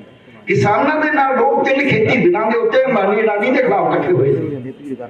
ਇੱਕ ਤਾਂ ਪਹਿਲੀ ਗੱਲ ਇਹ ਹੈ। ਇਸ ਕਰਕੇ ਜਿਨ੍ਹਾਂ ਨੂੰ ਇਹ ਭੁਲੇਖਾ ਸੀ ਵੀ ਉਹਨਾਂ ਨੂੰ ਵੋਟ ਪਏਗੀ, ਉਹਨਾਂ ਨੇ ਪੋਲੀਟੀਕਲ ਪਾਰਟੀਆਂ ਨੂੰ ਮਾਈਨਸ ਕਰਕੇ ਸੋਚਿਆ ਆਪ ਨੂੰ ਪਹਿਲੇ ਵੋਟ, ਕਿਉਂਕਿ ਲੋਕਾਂ 'ਚ ਕਰੋ ਤਾਂ ਹੈਗੀ ਹੈ, ਉਹਦੇ ਹੋਰ ਸੌਖਾ ਨਹੀਂ। ਦੂਜੀ ਗੱਲ ਮੈਂ ਇਹ ਕਹਾਂਗਾ ਜਿਹੜੀ ਸਾਨੂੰ ਸਮਝਣ ਦੀ ਲੋੜ ਹੈ, ਪਹਿਲਾਂ ਵੀ ਕਿਹਾ ਹੁਣ ਵੀ ਕਹਿਣਾ ਵੀ ਜੇ ਆਪਾਂ ਨੂੰ ਐਂ ਲੱਗਦਾ ਵੀ ਜਿਵੇਂ ਜੇ ਅਸੈਂਬਲੀ 'ਚ ਬੰਦੇ ਆਪਣੇ ਆ ਜਾਣ, ਚੰਗੇ ਹੋਣ, ਕਿਸਾਨ ਹੋਣ ਜਾਂ ਕੋਈ ਹੋਰ ਬੁੱਧੀਜੀਵੀ ਹੋਣ, ਵੀ ਸਰਕਾਰ ਲਾ ਦੇਣਗੇ, ਇਹਦਾ ਮਤਲਬ ਅਸੀਂ ਸਟੇਟ ਨੂੰ ਤਾਂ ਸਮਝ ਹੀ ਨਹੀਂ ਰਹੇ। ਜਿੱਦੇ ਪੰਜਾਬ ਦੀ ਸਟੇਟ ਇਹ ਕਹੂਗੀ ਵੀ WTO ਨਾਲ ਜਿਹੜਾ ਤੁਸੀਂ ਸਮਝੌਤਾ ਕਰਿਆ ਹੈ, ਪੰਜਾਬ ਨੂੰ ਰੱਦ ਕਰਦਾ ਹੈ, ਉਹਦੇ ਗਵਰਨਰ ਨੂੰ ਦਬਾਅ। ਸੋ ਸਟੇਟ ਦੇ ਹੱਥ 'ਚ ਅਸੈਂਬਲੀ ਦੇ ਵਿੱਚ ਕੀ ਕੁਝ ਕਰੇ ਜਾ ਸਕਦੇ ਨੇ, ਕਿਵੇਂ ਕਰੇ ਜਾ ਸਕਦੇ ਨੇ, ਕਿਹੜੀ ਚੀਜ਼ ਹੈ ਜਿਹੜੀ ਅੱਜ ਸਟੇਟ ਦੇ ਹੱਥ 'ਚ। ਸੋ ਫਾਈਟ ਅੱਜ ਜਿਹੜੀ ਸੀ ਕਿਸਾਨੀ ਅੰਦੋਲਨ ਦੀ, ਉਹ ਇਹ ਸੀ ਕਿ ਸੈਂਟਰ ਸਟੇਟ ਰਿਲੇਸ਼ਨਸ਼ਿਪ ਦੇ ਉੱਤੇ ਸੀ ਮੀਨ ਚੱਲ ਰਹੀ ਕਿ ਤੁਹਾਡਾ ਹੱਕ ਨਹੀਂ ਹੈ, ਤੁਸੀਂ ਸਾਡੇ ਨਾਲ ਧੱਕਾ ਕਰਦੇ ਹੋ। ਬਾਕੀ ਚੋਣਾਂ 'ਚ ਇਮੋਸ਼ਨਲ ਲੈਵਲ ਤੇ ਲੱਗਦਾ ਹੁੰਦਾ ਵੀ ਜਿੱਤ ਜਾਗੇ ਜੀ, ਆਪਾਂ ਆਹ ਕਰ ਲਾਂਗੇ। ਪੁਰਾਣੀ ਹਿਸਟਰੀ ਦੇ ਲੋਕ ਬਾਵਾਲੀਆਂ ਕਹਾਣੀਆਂ ਵੀ ਟ੍ਰੇਡ ਯੂਨੀਅਨ ਨੂੰ ਕਿੰਨੀ ਵੋਟ ਪਈ। ਹਮੀਦ ਸਿੰਘ ਜੀ, ਤੁਸੀਂ ਵੀ ਇਸ ਸਵਾਲ ਨੂੰ ਲੀਡ ਕਰਨਾ ਚਾਹੋਗੇ? ਵੈਸੇ ਮੈਂ ਦੋਨੇ ਸਵਾਲਾਂ ਤੇ ਥੋੜਾ ਟੱਚ ਕਰਨਾ ਚਾਹੁੰਦਾ। ਜਿਹੜਾ ਪਹਿਲਾਂ ਵਾਲਾ ਸੀ, ਮੈਨੂੰ ਇੱਕ ਗੱਲ ਜ਼ਰੂਰ ਲੱਗੀ ਹੈ ਜਿਹੜੀ ਥੋੜੀ ਜਿਹੀ ਦੇਖਣ ਵਾਲੀ ਹੈ ਕਿ ਉੱਥੇ ਇਕੱਠਾ ਅੰਦੋਲਨ ਲੜ ਕੇ ਬਿਲਕੁਲ ਜਿੱਤ ਕੇ ਵਾਪਸ ਆਉਂਦੇ ਨੇ, ਤਾਂ ਉਸ ਤੋਂ ਬਾਅਦ ਇਹੋ ਜਿਹੀ ਸ਼ਬਦਾਵਲੀ ਇੱਕ ਦੂਜੇ ਪ੍ਰਤੀ ਕਿਉਂ ਵਰਤੀ ਗਈ ਕਿ ਅਸੀਂ ਟਾਕਿੰਗ ਟਰਮ 'ਚ ਵੀ ਨਾ ਰਹੀਏ। ਅਸੀਂ ਕੀ ਸਿੱਖਿਆ ਉੱਥੋਂ? ਜੇ ਲੋਕਾਂ ਨੇ ਮੁਹੱਬਤ ਸਿੱਖੀ, ਲੋਕ ਆਪਸ ਦੇ ਵਿੱਚ ਲੜਦੇ ਸੀ, ਨਹੀਂ ਲੜਦੇ ਸੀ ਉੱਥੇ ਬੈਠ ਕੇ, ਮਤਲਬ 13 ਮਹੀਨੇ ਵੀ ਲੜੇ, ਇੱਕ ਦੂਜੇ ਦਾ ਸਾਰਾ ਭੁਲਾ ਕੇ ਇਨਸਾਨੀਅਤ ਤੇ ਇੱਜ਼ਤ ਤੋਂ ਕਰੇ, ਤਾਂ ਕਿਸਾਨ ਜਥੇਬੰਦੀਆਂ ਦੀ ਲੀਡਰਸ਼ਿਪ 'ਚ ਕਈਆਂ ਚਿਹਰੇ ਹੈ ਜਿਨ੍ਹਾਂ ਦੇ ਅੱਜ ਕੱਲ੍ਹ ਬੋਲਬਾਲੀ ਬੰਦ ਹੈ। ਇੱਥੇ ਤੱਕ ਕਿਉਂ ਚਲੇ ਗਏ? ਮਤਲਬ ਬਿਲਕੁਲ ਸਫਾਈ ਦਾ ਕੁਐਸਚਨ ਵੀ ਹੈ, ਕ੍ਰਿਟੀਕਲੀ ਸਾਨੂੰ ਅੰਦਰ ਝਾਤ ਮਾਰਨੀ ਉਹ ਪੈਣੀ ਹੈ। ਜੇ ਉਹ ਮਿੱਟੀ ਪਾ ਕੇ ਅੱਗੇ ਲੱਗਣਾ ਤਾਂ ਉਹ ਅਲੱਗ ਸਵਾਲ ਹੈ ਵੀ ਚਲੋ ਛੱਡੋ ਜੀ, ਬਹੁਤ ਕਿਉਂਕਿ ਕੰਮ ਬਹੁਤ ਵੱਡਾ ਹੋਇਆ, ਇਸ ਲਈ ਬਾਕੀ ਗੱਲਾਂ ਛੋਟੀਆਂ ਨੇ, ਇਹਨੂੰ ਆਪਾਂ ਲੰਘਾ ਦਿਓ ਵੀ ਛੋਟੀਆਂ ਗੱਲਾਂ ਜਦ ਵੱਡੀਆਂ ਬਣ ਜਾਂਦੀਆਂ ਨੇ, ਕਦ ਵੱਡੀਆਂ ਬਣ ਜਾਂਦੀਆਂ ਨੇ ਇਹਦਾ ਵੀ ਨਹੀਂ ਪਤਾ ਲੱਗਦਾ, ਕਿਉਂਕਿ ਛੋਟੀਆਂ ਗੱਲਾਂ ਜਿਸ ਲਿਹਾਜ਼। ਤੇ ਇਹ ਤੋਂ ਅਗਲੀ ਗੱਲ ਮੈਨੂੰ ਇਹ ਲੱਗਦੀ ਹੈ ਕਿ ਜਿਹੜਾ ਉਹ ਅੰਦੋਲਨ ਹੋਇਆ ਉਹ 3 ਕਾਨੂੰਨਾਂ ਦੇ ਇੱਕ ਮਿਨੀਮਮ ਏਜੰਡੇ ਤੇ ਮਿਨੀਮਮ ਪ੍ਰੋਗਰਾਮ ਦੇ ਇਰਦ ਗਿਰਦ ਆਰਗੇਨਾਈਜ਼ ਹੋਇਆ। ਉਹ ਅੰਦੋਲਨ ਸਕਸੈਸਫੁਲੀ ਨਿਪਟ ਗਿਆ 3 ਕਾਨੂੰਨਾਂ। ਮੈਂ ਗੱਲ ਕਰਦਾ ਬਾਅਦ ਚ MSP ਉਦੋਂ ਬਾਅਦ ਐਡ ਹੋਈ ਤੇ ਦੂਜਾ ਹੁਣ ਜੇ ਪੰਜਾਬ ਦੀਆਂ ਜਥੇਬੰਦੀਆਂ ਨੇ ਕੋਈ ਏਕਾ ਕਰਨਾ ਤਾਂ ਕਿਸੇ ਨਵੇਂ ਕਲੀਅਰ ਕੱਟ ਏਜੰਡੇ ਤੇ ਜਿਹੜਾ ਮਿਨੀਮਮ ਏਜੰਡਾ ਹੋਏਗਾ ਉਹ ਤੇ ਗੱਲ ਕਰਨੀ ਪਏਗੀ, ਉਹ ਤਲਾਸ਼ ਕੇ ਉਹਦੇ ਇਰਦ ਗਿਰਦ ਯੂਨਾਈਟਿਡ ਫਰੰਟ ਬਣ ਸਕਦਾ। ਔਰ ਇਸੇ ਤਰ੍ਹਾਂ ਆਲ ਇੰਡੀਆ ਲੈਵਲ ਤੇ ਜਿਹੜੀਆਂ ਮੇਜਰ ਮੰਗਾਂ ਹੋਣਗੀਆਂ ਜਿੱਥੇ ਸਾਰਿਆਂ ਦੀ ਸਹਿਮਤੀ ਹੋਏਗੀ ਉਹਨਾਂ ਤੇ ਵਰਤ, ਕਿਉਂਕਿ ਇਹ ਮਿਨੀਮਮ ਏਜੰਡੇ ਦੇ ਫਰੰਟ ਨੇ, ਇਹ ਕੋਈ ਅਲਟੀਮੇਟ ਫਰੰਟ ਨਹੀਂ ਹੈ ਕਿ ਸਾਰੀ ਆਈਡੀਓਲੋਜੀਕਲ ਅਪਰੋਚਸ ਦੇ ਵਿੱਚ ਇਕੱਠੇ ਬਣੇ ਹੋਏ ਸੀ, ਇਕੱਠੇ ਉਦੋਂ ਬਾਅਦ ਵੀ ਚੱਲ ਪੈਣਗੇ ਉਸੇ ਤਰੀਕੇ ਦੇ ਨਾਲ। ਤੀਜਾ ਅਗਲਾ ਸਵਾਲ ਜਿਹੜਾ ਚੋਣਾਂ ਦਾ ਤੇ ਨਾ ਚੋਣਾਂ ਦਾ, ਇਹ ਬਹੁਤ ਬੜਾ ਇੱਕ ਇਸ ਲੈਵਲ ਦਾ ਮਸਲਾ ਹੈ। ਕਈ ਸੱਜਣ ਨੇ ਕਿ ਅੰਦੋਲਨਾਂ ਨਾਲ ਸਾਰਾ ਕੁਝ ਹੋਏਗਾ, ਕਈ ਕਹਿੰਦੇ ਨੇ ਜਿੰਨਾ ਚਿਰ ਵਿਧਾਨ ਸਭਾ ਪਾਰਲੀਮੈਂਟ ਤੁਹਾਡੇ ਕਬਜ਼ੇ 'ਚ ਨਹੀਂ ਹੈ, ਸੱਤਾ ਤੁਹਾਡੇ ਕਬਜ਼ੇ 'ਚ ਨਹੀਂ ਹੈ, ਉਹਨਾਂ ਚਿਰ ਕੁਝ ਨਹੀਂ ਹੋਣਾ। ਇਹ ਕੋਈ ਆਈਡੀਓਲੋਜੀਕਲ ਇਸ਼ੂ ਬੜੇ ਲੰਮੇ ਪੁਰਾਣੇ ਨੇ, ਕੋਈ ਇਕੱਲੇ ਕਿਸਾਨੀ ਅੰਦੋਲਨ ਦੇ ਸਮਝ ਜਾ ਉਹਨਾਂ ਤੋਂ ਹੀ ਉਮੀਦ ਰੱਖਣੀ, ਉਹਨਾਂ ਤੋਂ ਤਵੱਕੋ ਰੱਖਣਾ, ਮੇਰਾ ਖਿਆਲ ਹੈ ਉਸ ਲੈਵਲ ਦੀ ਗੱਲ ਨਹੀਂ, ਟੋਟਲ ਸੋਸਾਇਟੀ ਦੀ ਗੱਲ ਹੈ। ਗੱਲ ਤਾਂ ਦੋਨਾਂ 'ਚ ਹੀ ਬੈਟਰ ਹੈ ਕਿ ਅਸੀਂ ਡੈਮੋਕ੍ਰੈਟਿਕ ਮਾਡਲ ਆਫ ਗਵਰਨੈਂਸ 'ਚ ਯਕੀਨ ਰੱਖਦੇ ਹਾਂ ਜਾਂ ਅਸੀਂ ਕਿਸੇ ਹੋਰ ਟਾਈਪ ਦਾ ਮਾਡਲ ਚਾਹੁੰਦੇ ਹਾਂ ਪੋਲੀਟੀਕਲ ਢਾਂਚੇ ਨੂੰ ਰਨ ਕਰਨ ਦੇ ਲਈ। ਬੇਸਿਕ ਗੱਲ ਇਹਦੀ ਉੱਥੇ ਹੈ। ਕਿੰਨੀਆਂ ਜਥੇਬੰਦੀਆਂ ਜਿਹੜੀਆਂ ਇਹ ਕਹਿੰਦੀਆਂ ਨੇ ਕਿ ਨਹੀਂ ਇਹ ਐਵੇਂ ਹੀ ਹੁੰਦਾ ਚੋਣਾਂ ਚਾਣਾ ਤੇ ਆਪਾਂ ਤਾਂ ਇਨਕਲਾਬ ਕਰਨਾ, ਤੇ ਇਨਕਲਾਬ ਦਾ ਇੱਕ ਹੋਰ ਟਾਈਪ ਦਾ ਨਕਸ਼ਾ ਹੈ, ਉਹ ਕਿੱਥੇ ਆਏਗਾ। ਜੇ ਰੀਅਲ ਡਿਬੇਟ ਕਰਨੀ ਹੈ ਤਾਂ ਉਹਦੇ ਤੇ ਕਰਨੀ ਪਏਗੀ ਜਾ ਕੇ, ਕੱਲੀ ਇੰਨੇ ਇੱਕ ਗੱਲ ਨਾਲ ਚੋਣ ਇਹਦੀ ਇੱਧਰ ਹੋ ਗਈ ਇੱਧਰ ਕੋਈ ਉਹਦੇ ਨਾਲ ਨਹੀਂ ਕੰਮ ਚੱਲ ਸਕਦਾ। ਔਰ ਜੇ ਤੁਸੀਂ ਉਸੇ ਕਨਸਟੀਟਿਊਸ਼ਨ ਦੇ ਦਾਇਰੇ ਨੂੰ ਫਿਰ ਤੁਹਾਨੂੰ ਦੂਜਾ ਰੁਖ ਲੈਣਾ ਪੈਂਦਾ ਕਿ ਇੱਥੇ ਜੋ ਵੀ ਹੋ ਰਿਹਾ ਕੋਈ ਡੈਮੋਕ੍ਰੇਸੀ ਨਹੀਂ, ਡੈਮੋਕ੍ਰੇਸੀ ਦਾ ਅਲਟਰਨੇਟਿਵ ਮਾਡਲ ਕੀ ਹੋਵੇ। ਕੱਲੀਆਂ ਚੋਣਾਂ ਦਾ ਕੁਐਸਚਨ ਨਹੀਂ, ਚੋਣਾਂ 'ਚ ਵੀ ਅਲਟਰਨੇਟਿਵ ਮਾਡਲ ਲੱਭਣਾ ਪਏਗਾ। ਜਮਹੂਰੀਅਤ ਦਾ ਕੀ ਹੋਣਾ ਚਾਹੀਦਾ, ਸਟਰਕਚਰ ਲੈਵਲ ਤੇ ਵੀ ਸੈਂਟਰ ਸਟੇਟ ਦੇ ਰਿਲੇਸ਼ਨ, ਸਟੇਟ ਦੇ ਤੇ ਨਿਚਲੇ ਰਿਲੇਸ਼ਨ, ਔਰ empowerment of people the question, ਲੋਕਾਂ ਦੇ ਡਿਸਾਈਸਿਵ ਰੋਲ ਫਿਰ ਕਿਵੇਂ ਹੋ ਸਕਦਾ। ਕੀ ਇਸੇ ਨੂੰ ਡੈਮੋਕ੍ਰੇਸੀ ਸਮਝਿਆ ਜਾਵੇ ਕਿ ਇਹਨੂੰ ਤਬਦੀਲ ਕਰਨਾ ਤਾਂ ਉਹਦਾ ਕੋਈ ਮਾਡਲ ਤੇ ਮੱਥਾ ਬੱਚੀ ਕਰਨੀ ਪਏਗੀ ਕਿ ਉਹ ਕੀ ਹੋਣਾ ਚਾਹੀਦਾ ਜੇ ਡੈਮੋਕ੍ਰੇਸੀ ਦੇ ਵੱਲ ਵੀ ਅਸੀਂ ਜਾਣਾ ਚਾਹੁੰਦੇ ਹਾਂ ਜਾਂ ਉਸੇ ਸਿਸਟਮ ਦੇ ਵੱਲ ਜਾਣਾ ਚਾਹੁੰਦੇ ਹਾਂ। ਇਸੇ ਕਰਕੇ ਉਹ ਸਾਰੇ ਸੈਟਅਪ ਦੇ ਵਿੱਚ ਮੇਰਾ ਕਹਿੰਦਾ ਵੱਡੀ ਉਲਝਣ ਚਾਹੀਦੀ ਅਸੀਂ ਪਾਉਣ ਲਈ ਤਿਆਰ ਨਹੀਂ ਹੈ, ਕਿਉਂਕਿ ਥੋੜਾ ਜਿਹਾ ਇੱਕ ਨਵਾਂ ਗੋਰਖ ਧੰਦਾ ਖੁੱਲ ਜੂਗਾ ਫਿਰ ਜਦੋਂ ਉਸ ਪਾਸੇ ਵੱਲ ਜਾਵਾਂਗੇ ਕੀ ਹੋਣਾ ਕੀ ਨਹੀਂ ਹੈ। ਪਰ ਇੱਕ ਗੱਲ ਜ਼ਰੂਰ ਹੈ, ਮਾਡਰਨ ਵਰਲਡ ਦੇ ਵਿੱਚ ਡੈਮੋਕ੍ਰੈਟਿਕ ਮਾਡਲ ਆਫ ਗਵਰਨੈਂਸ ਤੋਂ ਬਿਨਾਂ ਅਜੇ ਕੋਈ ਐਕਸੈਪਟੇਬਲ ਮਾਡਲ ਬਹੁਤ ਵੱਡੇ ਪੱਧਰ ਤੇ ਨਹੀਂ ਹੈ, ਤੇ ਪੀਸਫੁਲ ਅੰਦੋਲਨਾਂ ਤੋਂ ਬਿਨਾਂ ਹੁਣ ਕੋਈ ਦੂਜਾ ਮਾਡਲ ਅਜੇ ਐਕਸੈਪਟੇਬਲ ਬਹੁਤ ਲੋਕਾਂ ਨੂੰ ਉਸ ਪੱਧਰ ਦੇ ਉੱਤੇ ਨਹੀਂ ਹੈ। ਔਰ ਇਸੇ ਕਰਕੇ ਜੇ ਦੋਨੋਂ ਚੀਜ਼ਾਂ ਹੋਣ, ਅੰਦੋਲਨ ਦਾ ਕੁੰਡਾ ਤੇ ਡੈਮੋਕ੍ਰੈਟਿਕਲੀ ਮਤਲਬ ਚੁਣੇ ਹੋਏ ਬੈਟਰ ਬੰਦੇ ਜਿਹੜੇ ਇੱਕ ਏਜੰਡੇ ਦੇ ਇਰਦ ਗਿਰਦ ਹੋਣ, ਜਿਹੜਾ ਏਜੰਡਾ ਅੰਦੋਲਨ ਲੈ ਕੇ ਚੱਲਦਾ, ਜੇ ਉਹਨਾਂ 'ਚ ਵੀ ਮੈਚ ਹੋਵੇ ਤਾਂ ਵੀ ਗਿਵਨ ਸਿਚੁਏਸ਼ਨ 'ਚ ਜੇ ਸਭ ਕੁਝ ਨਹੀਂ ਕੀਤਾ ਜਾ ਸਕਦਾ ਤਾਂ ਕਾਫੀ ਕੁਝ ਕੀਤਾ ਜਾ ਸਕਦਾ ਕੰਪੈਰੇਟਿਵਲੀ, ਮੈਨੂੰ ਇਹ ਲੱਗਦਾ। ਸਰਦਾਰ ਜਗਤ ਸਿੰਘ ਜੀ,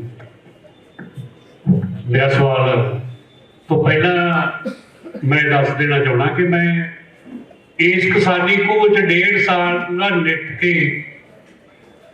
ਕੇ ਦਾ ਮਤਲਬ 2 ਵਾਰੀ ਕਰੋਨਾ, 1 ਵਾਰੀ ਡੇਂਗੂ। ਅੱਜ ਕੀ ਮਹਿਸੂਸ ਕਰਦਾ ਹੈ, ਇੱਕ ਕਿਸਾਨੀ ਨੇ 3 ਕਾਨੂੰਨ ਵਾਪਸ ਕਰਾਇਆ, ਕਿੰਨੀ ਚੜ੍ਹਾਈ ਚੜ੍ਹ ਕੇ ਕਿੰਨੇ ਮੋੜਾਂ ਘੋੜਾਂ ਵਿੱਚ ਦੀ ਥਕਾਵਟ ਆਈ ਆ। ਕੀ ਮਹਿਸੂਸ ਕਰਦਾ ਮੈਂ, ਰੈਸਟ ਮਹਿਸੂਸ ਕਰਦਾ।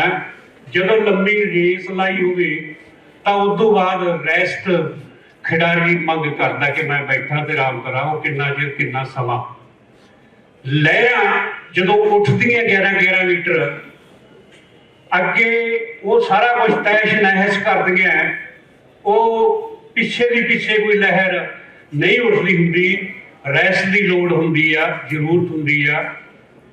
ਅਸੀਂ ਇਹ ਰੈਸਟ ਆ, ਘੋਲ ਰੁਕਿਆ ਹੋਇਆ ਨਹੀਂ, ਚੱਲ ਰਿਹਾ ਹੈ, ਮੱਧ ਰਿਹਾ ਹੈ, ਲੱਗ ਸਕਦਾ ਪਾਸੇ ਖੜੇ ਨੂੰ। ਬੇਨਤੀ ਹੈ ਜੀ ਆਪਾਂ ਸਵਾਲ, ਮੈਂ ਐਸਡੀ ਸਵਾਲ ਤੇ ਹੋਣਾ ਹੈ ਕਿ ਜਿੰਨਾ ਲੋਕਾਂ ਨੇ ਸਾਡੇ ਪੰਜਾਬ ਦੇ 12,500 ਪਿੰਡਾਂ ਨੂੰ ਚੇਤਨ ਕਰਨਾ ਹੈ, ਉਹ ਬੁੱਧੀਜੀਵੀ ਤਬਕੇ ਨੇ ਕਰਨਾ ਹੈ, ਪੜ੍ਹੇ ਲਿਖੇ ਤਬਕੇ ਨੇ ਕਰਨਾ। ਡਾਕਟਰਾਂ ਨੇ, ਵਕੀਲਾਂ ਨੇ, ਪ੍ਰੋਫੈਸਰਾਂ ਨੇ, ਇੰਜੀਨੀਅਰਾਂ ਨੇ।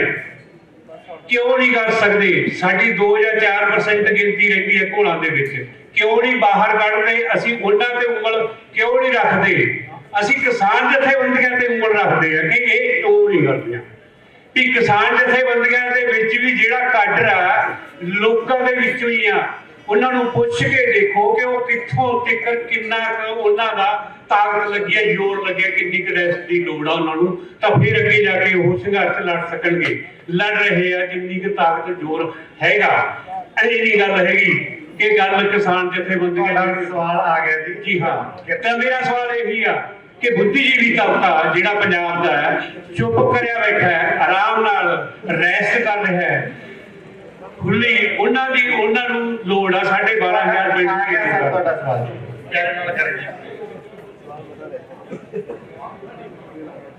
ਮੈਨੂੰ ਵੈਸੇ ਇਹਨਾਂ ਦਾ ਸਵਾਲ ਸਹੀ ਲੱਗਿਆ ਹੈ ਕਿ ਕਹਿਣਾ ਬੜਾ ਸੌਖਾ ਹੈ। ਜਿਨ੍ਹਾਂ ਨੂੰ ਅਸੀਂ ਬੁੱਧੀਜੀਵੀ ਕਹਿੰਦੇ, ਮੈਂ ਰੋਜ਼ ਮਿਲਣਾ 2.5 ਲੱਖ ਦਾ ਤਨਖਾਹ ਦਾ ਲੈਂਦੇ ਨੇ, ਬੱਸ 'ਚ ਮੁਫਤ ਸਫ਼ਰ ਜਦ ਕਰਦੇ ਨੇ, ਉਹਨਾਂ ਨੂੰ ਇਹ ਦਰਦ ਨਹੀਂ ਆਉਂਦਾ ਵੀ ਇੱਕ ਗਰੀਬ ਆਦਮੀ ਨੂੰ ਤਾਂ ਯਾਰ ਟਿਕਟ ਲਾਉਣਾ ਪੈਂਦਾ ਕਿਉਂਕਿ ਉਹ ਔਰਤ ਨਹੀਂ ਹੈ। ਸਹੀ ਗੱਲ ਹੈ। ਫਿਰ ਪੈਸੇ ਵਧਾਈ ਜਾਂਦੇ ਨੇ। ਇਹ ਸਾਰਾ ਬੁੱਧੀਜੀਵੀ ਤਬਕਾ ਚਾਕਰੀ ਕਰ ਰਿਹਾ ਪੈਸੇ ਦੀ। ਆਪਾਂ ਕਹੀਏ ਵਿੱਚੋਂ ਚੰਗੇ ਹੈਗੇ ਨੇ, ਪਰ ਬੁੱਧੀਜੀਵੀ ਤਬਕਾ ਜਿੱਤੇ ਬਣ ਕੇ ਸਾਡੇ ਸਮੱਸਿਆ ਹੀ ਇਸ ਕਰਦੀ ਹੈ। ਇਹ ਕਹਿੰਦਾ ਪਬਲਿਕ ਇੰਟੈਲੈਕਚੁਅਲ।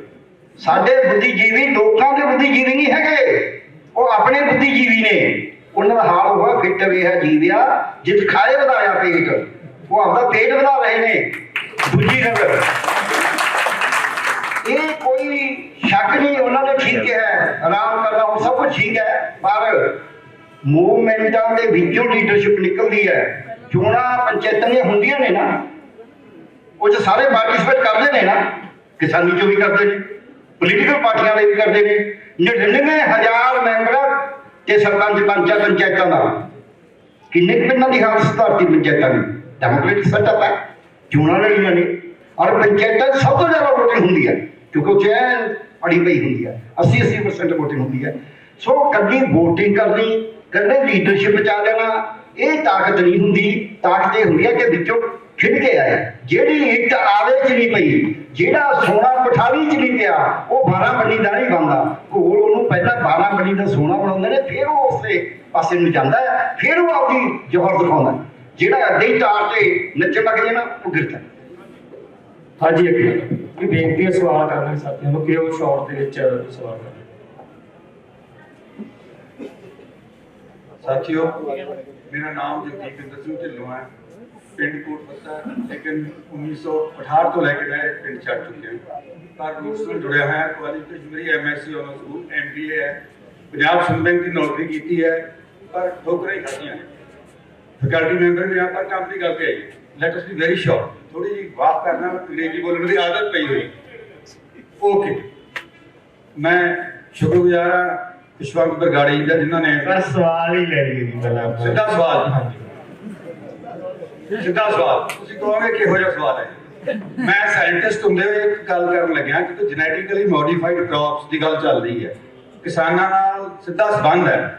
ਤੇ ਮੈਂ ਇਹ ਸਟੇਟ ਦਾ ਬੰਦਾ ਇਸ ਵੇਲੇ ਇੱਕ ਜੈਨੇਟਿਕਲੀ ਮੋਡੀਫਾਈਡ ਸਰਸੋਂ ਦੀ ਜਾਂ ਸਰੋਂ ਦੀ ਵੈਰਾਈਟੀ ਆਉਣ ਵਾਲੀ ਹੈ। 4 ਸਾਲ ਬਾਅਦ ਉਹ ਅਪਰੂਵ ਹੋ ਜਾਣੀ ਹੈ। ਉਹਨੂੰ ਕੰਡੀਸ਼ਨਲ ਸਰਕਾਰ ਨੇ ਦਿੱਤਾ। ਦੀਪਕ ਪੈਂਟਲ ਮੇਰੇ ਤੋਂ 1 ਸਾਲ ਸੀਨੀਅਰ ਹੈ, ਉਹ ਸਾਡੀ ਯੂਨੀਵਰਸਿਟੀ ਤੋਂ, ਉਹ ਵੈਸੇ ex vice chancellor Delhi university ਦਾ ਹੈਗਾ। ਇੱਕ ਲੌਬੀ ਚੱਲ ਰਹੀ ਹੈ ਇਸ ਵੇਲੇ ਕਿ ਇਹਨੂੰ ਜੈਨੇਟਿਕਲੀ ਮੋਡੀਫਾਈਡ ਕ੍ਰੌਪਸ ਨੂੰ ਡਿਸਕਰੇਜ ਕੀਤਾ ਜਾਵੇ।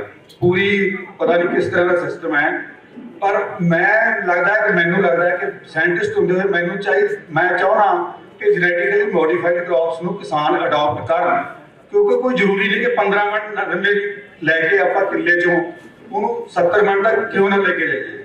ਹਰਾ ਇਨਕਲਾਬ ਵੀ ਆਇਆ ਕਿਸ ਤਰ੍ਹਾਂ। ਸੋ ਬੇਸਿਕਲੀ ਸਵਾਲ ਇਹੀ ਹੈ ਕਿ ਸਾਡੇ ਵਿਦਵਾਨਾਂ ਦੀ, ਕਿਸਾਨ ਦੇ ਨੇਤਾਵਾਂ ਦੀ ਕੀ ਰਾਏ ਹੈ ਇਹਦੇ ਬਾਰੇ। ਮੈਂ ਜੈਨੇਟਿਕਲੀ ਮੋਡੀਫਾਈਡ ਕ੍ਰੌਪਸ ਦੇ ਉੱਤੇ ਬਿਲਕੁਲ ਪਾਲਿਸੀ ਕਲੀਅਰ ਹੋਣੀ ਚਾਹੀਦੀ ਹੈ। ਥੈਂਕ ਯੂ ਜੀ।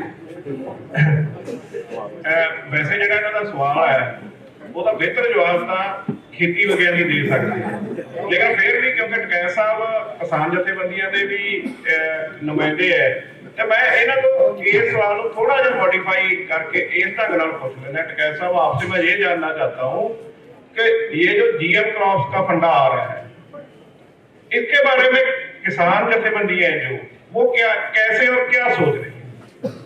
मैं ठीक है, क्वेश्चन आया है।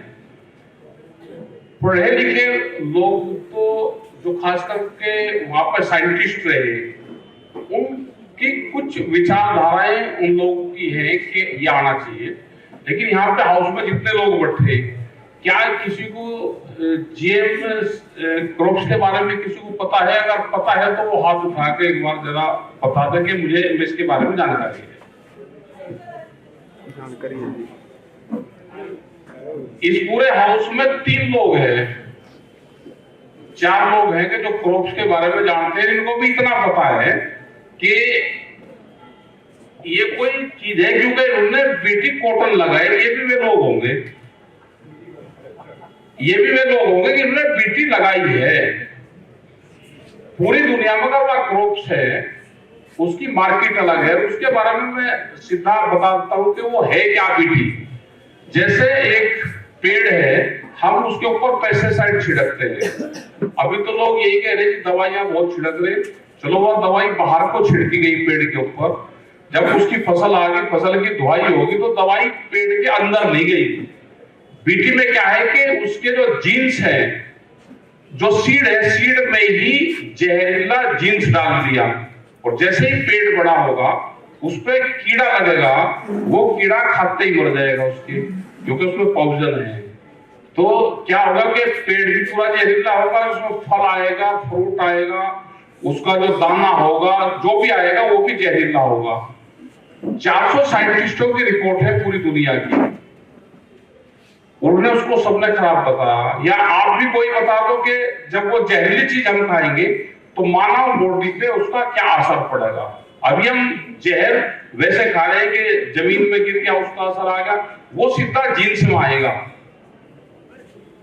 तो इसलिए उसका विरोध करते हैं। उसका ये है कि अगर जीएम क्रॉप्स कहीं है तो आपको उसकी मार्केट अलग देनी पड़ेगी, उसको बताना पड़ेगा, उसको पूरा कंटेंट उसमें लिखना पड़ेगा। क्या ये संभव है? इतने पढ़े लिखे लोग हमारे यहाँ पे हैं जो जीएम के बारे में जानता ही कुछ नहीं है। आप इनको बता दो, क्या कोई जहरीली चीज कोई खाना चाहेगा? कोई खाना नहीं चाहेगा। तो इसलिए विरोध करते हैं, और पूरा देश का आम जो आवाम है वो उसका विरोध करता है। अभी तो आई, क्या देश में बैंगन की कमी है? वो बैंगन में भी जाना चाहते थे, लेकिन उसका ट्रायल करा उन्होंने सब जगह। जब जयराम रमेश थे, उसका सब जगह विरोध हुआ। बीटी का भी सब जगह विरोध होता है। जो पशु में बांझपन की कमी आ रही है आज पूरे देश में।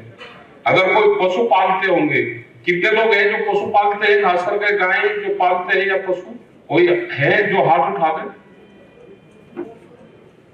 और ज्ञान किसको दे दे जो उनसे पशु ने पाल रखे? सारे शहर में रहे तो किसको ज्ञान दे दूं भाई?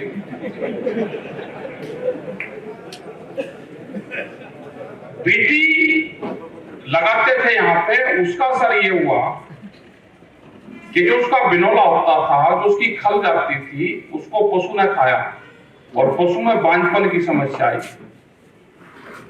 जो उसके खेत होते हैं बीटी के, उसमें जब चरावाहा जब चराते थे, भेड़ चराते थे, तो वे बीटी के खेत में नहीं जाती, वे देसी का जो बीज वो होता था उसमें जाती थी। और अभी तो ये वेजिटेबल्स में जाना चाहते हैं। अभी आपने क्या देखा? अभी तो हमारे देसी जो बीज थे वो खत्म हुए, हमने सिर्फ हाइब्रिड देखा। अभी हाइब्रिड जो आ गए तो उसमें टेस्ट हमारे खत्म हो गए, और जीएम में जहरीले आगे आ जाएंगे तो हमारी बॉडी में जाएगा वो। इसलिए हम विरोध करते हैं उसका, और हमने उसके कई फील्ड ट्रायल नहीं होने दिए। अभी सरसों पर चल रहा, हमने सरसों पे कहते हैं कि किसी भी यूनिवर्सिटी में फील्ड ट्रायल नहीं होंगे, हमारा विरोध रहेगा पूरा। ये राइस में फील्ड ट्रायल हो रहे थे, करनाल के अंदर हुआ, और गोरखपुर में उत्तर प्रदेश में हो गया। हमने जाकर उसको आज से 10-12 साल पहले वहां पर हमने उठाया। ये बड़ी बड़ी कंपनियां बीज के क्षेत्र में व्यापार करना चाहती है कि हमारा बीज के ऊपर कब्जा हो जाए और हम इस पर व्यापार करें, और इसी तरह की टेक्नोलॉजी लेकर आ रहे। क्या देश में सरसों की कमी है? आप उसको भाव दे दो, ये किसान वही सरसों पैदा करके दे देगा। लेकिन भारत सरकार है, कुछ बड़ी बड़ी कंपनियां जो अमेरिका जो उसकी कंपनियां हैं उनको दे रखी है। ट्रायल करने के भी हमारे फील्ड ट्रायल हमारे यूनिवर्सिटी में हो रहे। हमारे जितनी एग्रीकल्चर यूनिवर्सिटियां हैं उनका फंड काट रखा हुआ, वहां पे ट्रायल नहीं हमारे होते, सीड ट्रायल नहीं आप हो रहे, क्योंकि इनके पास में फंड नहीं है। तो ये सारी समस्याएं हैं। हम इसका पूर्ण रूप से, किसान संगठन इसका विरोध करता है। कोई व्यापारिक वो होगा जरूर, या हमारे जो साइंटिस्ट बड़ी बड़ी कंपनी में चलेंगे वो उनका पक्षधर जरूर करते हो।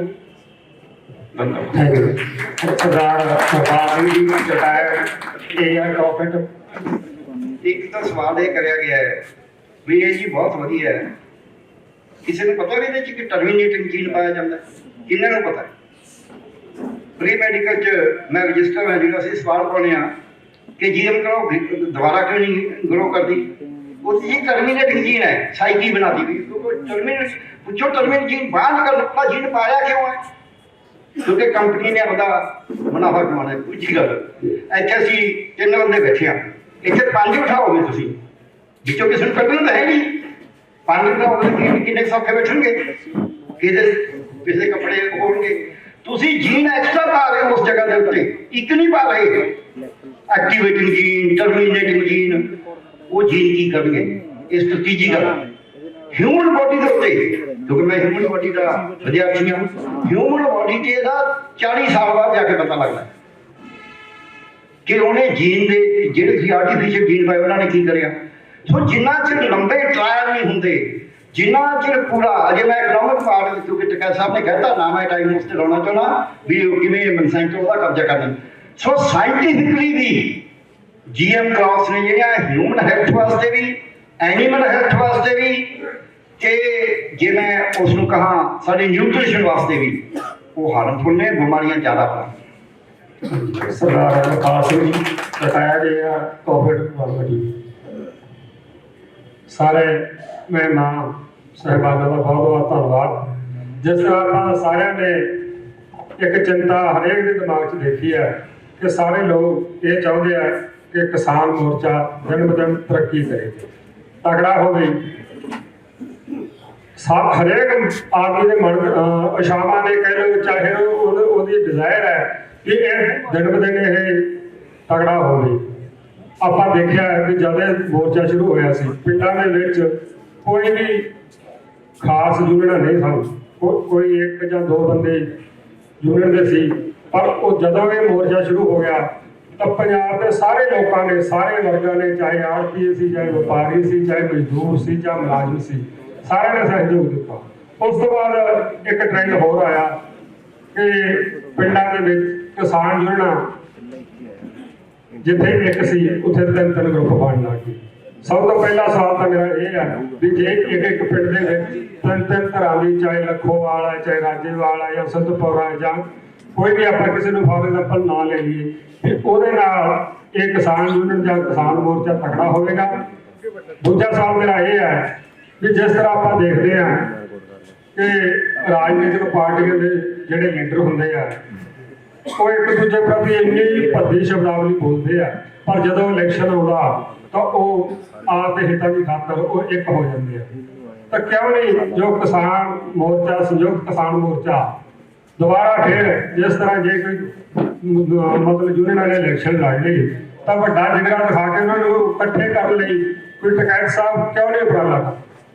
मैं इस बारे पूछना। देखो, उसमें बातचीत सबसे चली हुई है। कुछ लोग हैं कि जो इलेक्शन में गए उनको नहीं लेना, उसमें से कुछ लोग वापसी आए भी हैं। जो इलेक्शन में गए, इलेक्शन नहीं लड़े, वे तो वापसी आ गए। जो इलेक्शन में जिन्होंने हिस्सा लिया, हमारी तो ये है कि उन लोगों को भी लिया जाए, लेकिन आपस में एक विचारधारा ये होती है कि कुछ जत्थेबंदी है, उनका कहना है कि जो इलेक्शन में लड़े, इलेक्शन में फाइट किया हो तो उनको नहीं लेना। लेकिन अभी बातचीत चल रही है सबसे, और सभी मूवमेंट का हिस्सा रहे हैं। इलेक्शन लड़ना भी कोई ऐसा नहीं कि इलेक्शन लड़ने तो उनको बिल्कुल सजा होगी। भाई जिसको सजा हो जाती है, सजा भी माफ हो जाती है। तो कोशिश चल रही है कि सब जत्थेबंदी एक जगह हो और पूरा देश में फिर एक बड़े आंदोलन की शुरुआत हो।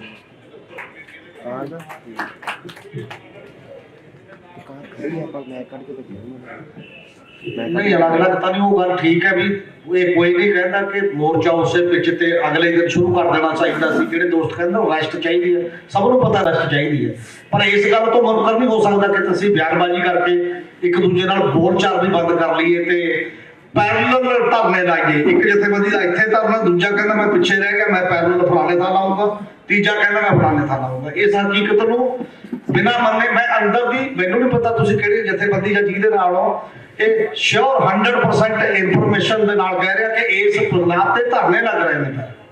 ਬਾਕੀ ਗੱਲ ਛੱਡੋ, ਲੜਾਈ ਆਪਣੇ ਆਪ ਠੀਕ ਹੁੰਦੀ ਹੈ ਕਿ ਜਿਹੜੀ ਗੱਲਾਂ ਤੇ ਤੁਹਾਨੂੰ ਏਰੀਆ 'ਚ ਮਿਲ ਗਿਆ ਸਪੌਂਟੇਨੀਅਸਲੀ ਤੁਸੀਂ ਕੋਈ ਐਕਸ਼ਨ ਕਰਤਾ, ਉਹ ਅਲੱਗ ਗੱਲ ਹੈ।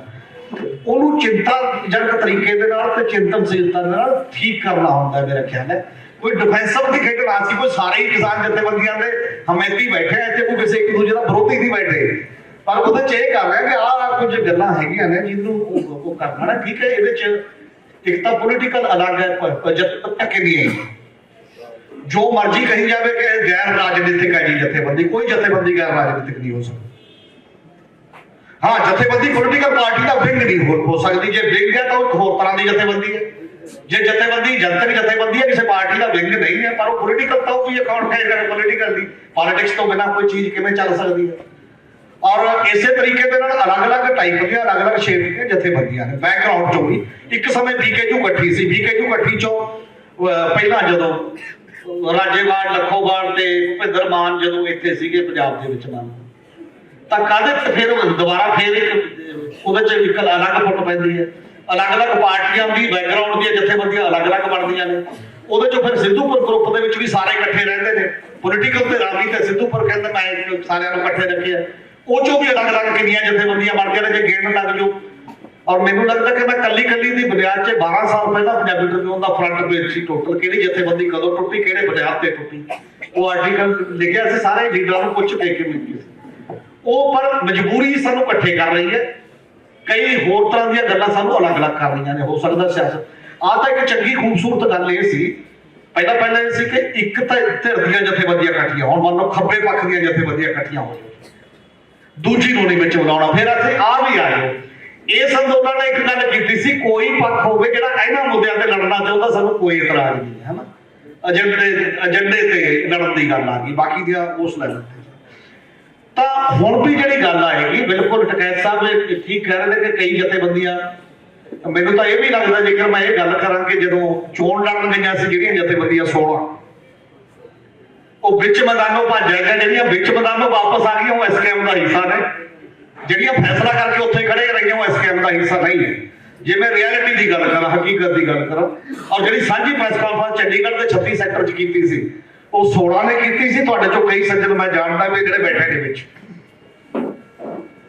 ਤੇ ਇਹ ਫੈਸਲਾ ਕਰਕੇ ਕਿ ਅਸੀਂ 16 ਨੇ ਲੜਨਾ ਹੈ, ਤਾਂ ਬਿਡਰਾ ਕਿਉਂ ਕਰਦੀਆਂ, ਵਿੱਚੋਂ ਖਾਮੋਸ਼ ਕਿਉਂ ਹੋ ਗਿਆ? ਕਿੰਨੀਆਂ ਦੀਆਂ ਪਾਰਟੀਆਂ ਨੇ ਪਿੱਛੋਂ ਖਿੱਚ ਲਿਆ ਕਿ ਤੂੰ ਉਹਦਾ ਕੈਂਡੀਡੇਟ ਬਦਲਦੇ ਦੇਖੇ ਨੇ ਤੁਸੀਂ ਉਹਨੇ ਚੋਣਾਂ ਦੇ ਵਿੱਚ। ਇਸ ਕਰਕੇ ਇਹਨਾਂ ਹਕੀਕਤਾਂ ਨੂੰ ਮੱਦੇਨਜ਼ਰ ਇਹਨਾਂ ਪਰ ਅੱਖਾਂ ਮੀਚ ਕੇ ਨਹੀਂ ਚੱਲਿਆ ਜਾਣਾ। ਇਹਨਾਂ ਨੂੰ ਮੰਨਣਾ ਚਾਹੀਦਾ ਕਿ ਅਲੱਗ-ਅਲੱਗ ਤਾਂ ਕੀ ਹੋ ਗਿਆ, ਜਿਹਨੇ ਇਲੈਕਸ਼ਨ ਲੜਨੀ ਗੁਨਾਹ ਉਹਨੇ ਵੀ ਕੀਤਾ, ਜਿਹਨੇ ਨਹੀਂ ਕਰੀ ਉਹਨੇ ਵੀ ਗੁਨਾਹ ਨਹੀਂ ਕੀਤਾ। ਆਪਣੀ ਅਪਰੋਚ ਹੈ। ਜੇ ਐਡੀ ਡੈਮੋਕ੍ਰੈਟਿਕ ਇਨਸਾਨੀ ਅਪਰੋਚ ਹੈ ਤਾਂ ਇੱਕ ਦੂਜਾ ਦੁਸ਼ਮਣ ਕਿਵੇਂ ਹੋ ਗਏ? ਬਖਰੇਵੇਂ ਨੇ ਵਿਚਾਰਾਂ ਦੇ, ਵਿਚਾਰਕ ਬਖਰੇਵਿਆਂ ਨੂੰ ਹੱਲ ਕੀਤਾ ਜਾ ਸਕਦਾ ਕਿਸੇ ਨਾ ਕਿਸੇ ਰੂਪ ਦੇ ਵਿੱਚ। ਔਰ ਉਹ ਤਾਕਤ ਸਭ ਤੋਂ ਵੱਡੀ ਚੀਜ਼ ਹੈ ਮੇਰੇ ਖਿਆਲ ਨਾਲ। ਜਿਹੜੇ ਬਖਰੇਵੇਂ ਨੇ ਓਡੀ ਵੱਡੀ ਗੱਲ ਨਹੀਂ ਹੈ ਜਿਨ੍ਹਾਂ ਨੂੰ ਸ਼ਾਰਟ ਆਊਟ ਨਾ ਕੀਤਾ ਜਾਵੇ, ਉਹ ਈਗੋ ਪ੍ਰੋਬਲਮ ਹੈ। ਉਹ ਪੰਜ ਵਾਲੇ ਵੀ ਟਕੈਤ ਸਾਹਿਬ ਇਹੀ ਕਹਿੰਦੇ ਨੇ, ਜਿੰਨਾ ਚਿਰ ਉਹ 16 ਮੇਰੇ ਤੋਂ ਮਾਫੀ ਨਹੀਂ ਮੰਗਦੇ ਮੈਂ ਨਹੀਂ ਆਉਣਾ। ਮੇਰੇ ਨਾਲ ਗਦਾਰੀ ਤਾਂ ਸਭ ਦੀ ਇਹੀ ਹਾਲ ਹੈ, ਇਕੱਲੇ ਦੂਜਿਆਂ ਦੀ ਨਹੀਂ। ਅਸੀਂ 3-4 ਸਾਥੀਆਂ ਦੇ ਸਵਾਲ ਹੋਰ ਲਵਾਂਗੇ, ਇਸ ਤੋਂ ਬਾਅਦ ਅਸੀਂ ਨਾਟਕ ਵੀ ਦੇਖਣਾ ਹੈ। ਹਾਂਜੀ, ਅਮਰਤਪਾਲ ਕਲੇਰ। शुक्रिया सर। किसानी अंदोलन का एक नारा रहा कि किसान मजदूर एकता जिंदाबाद, जिन्हें विच के किसान जिथों तक मैं अपनी छोटी जी नॉलेज के नाल देखा किसान मोर्चा जो अंदोलन से ਉਹਦੇ ਵਿੱਚ ਕਿਸਾਨਾਂ ਦੀ ਭਰਪੂਰ ਸ਼ਮੂਲੀਅਤ ਸੀ। ਲੇਕਿਨ ਜਿਹੜਾ ਮਜ਼ਦੂਰ ਤਬਕਾ ਸੀ ਸਾਡੇ ਪਿੰਡਾਂ ਦੇ ਵਿੱਚ, ਪੰਜਾਬ ਦੇ ਵਿੱਚ 34% ਸੀ, ਮਤਲਬ ਕਿ ਜਿਹੜੇ ਸਾਡੇ ਦਲ ਤਵੇੜਾਂ ਦੇ ਵਿੱਚ ਬੈਠੇ ਹੋਏ ਨੇ, ਉਹਨਾਂ ਨੂੰ ਮੈਂ ਜਿੱਥੋਂ ਤੱਕ ਆਪਣੇ ਲੈਵਲ ਦੇ ਉੱਤੇ ਦੇਖਿਆ, ਕਿਸਾਨ ਜਿਹੜੇ ਹੈਗੇ ਨੇ ਉਹਨਾਂ ਨੂੰ ਰਿਲਾਈਜ਼ ਨਹੀਂ ਕਰਾ ਸਕੇ ਕਿ ਚਲੋ ਤੁਸੀਂ ਆਪਾਂ ਅੰਦੋਲਨ ਦੇ ਵਿੱਚ ਚੱਲੀਏ। ਕੀ ਕਾਰਨ ਰਿਹਾ ਕਿ ਸਾਡੇ ਜੋ ਪੰਜਾਬ ਦੇ ਲੀਡਰ ਸੀ ਉਹਨਾਂ ਦਲਤਾਂ ਦੇ ਵਿਹੜੇ ਦੇ ਵਿੱਚ ਕਿਉਂ ਨਹੀਂ ਜਾ ਕੇ ਉਹਨਾਂ ਨੂੰ ਨਾਲ ਲਿਆ ਗਿਆ? ਕਿੱਥੇ ਤੇ ਕੀ ਕਮੀ ਪੇਸ਼ੀ ਰਹਿ ਗਈ? ਬਸ ਜੀ ਮੇਰਾ ਸਵਾਲ ਇਹੀ ਆ। ਬਹੁਤ ਬਹੁਤ ਧੰਨਵਾਦ। ਡਾਕਟਰ ਸਾਹਿਬ ਤੁਸੀਂ ਵੀ ਆਪਣਾ ਸਵਾਲ ਇਕੱਠੇ ਜਵਾਬ ਦਿਓ। कैर साहब को मेरा सवाल है, आपके जो अमचूत है उसने दरिया के पानी से, जैसे डैम से पानी छोड़ते हैं, ऐसा असर किया कि वो जितनी वो लहर थी वो पूरी लहर बन गई। ये बहुत बड़ी बात है। लेकिन उसका दूसरा पक्ष जो मैं आपको कहूँगा कि जब लखीमपुर खेरी में 4 किसान मारे गए और उसके बाद लोगों का बहुत गुस्सा था, रोष था, आक्रोश था, उसको इकट्ठा करने के लिए सभी सभाएं, किसान सभाएं इकट्ठी थी। पंजाब वाले भी उधर गए थे, लेकिन जब उनका वहां जाना था, पंजाब वालों को यूपी सरकार ने रोक दिया। आपको जाने ये आपके से लिहाज की है यूपी सरकार ने। मेरी आगे बात है सर। उसके बाद क्या हुआ कि उनका संस्कार कर दिया गया, चलो ठीक है, लेकिन अब वो देखो मुकदमे का क्या हो रहा है। उनके गवाहों को पर अटैक हो रहे हैं और सरकार ने हिलाया भी नहीं वो मंत्री को, उसको भी बार बार कर रही है योगी सरकार या कैसे वो। उसमें मेरा ख्याल है कभी आप थोड़ा स्पष्टीकरण देंगे कि आपसे चूक हुई है कि नहीं हुई, या क्या हालात थे जिसमें आपने ये किया। Thank you. देखो वहां पे हम अकेले नहीं थे, ये तो है कि हम वहां पे गए, लेकिन एसकेएम के 10 लोग वहां पे मौजूद थे और जो फैसला आया उनके परिवार के समक्ष हुआ। वहां पे 8 डेड बॉडियां थी,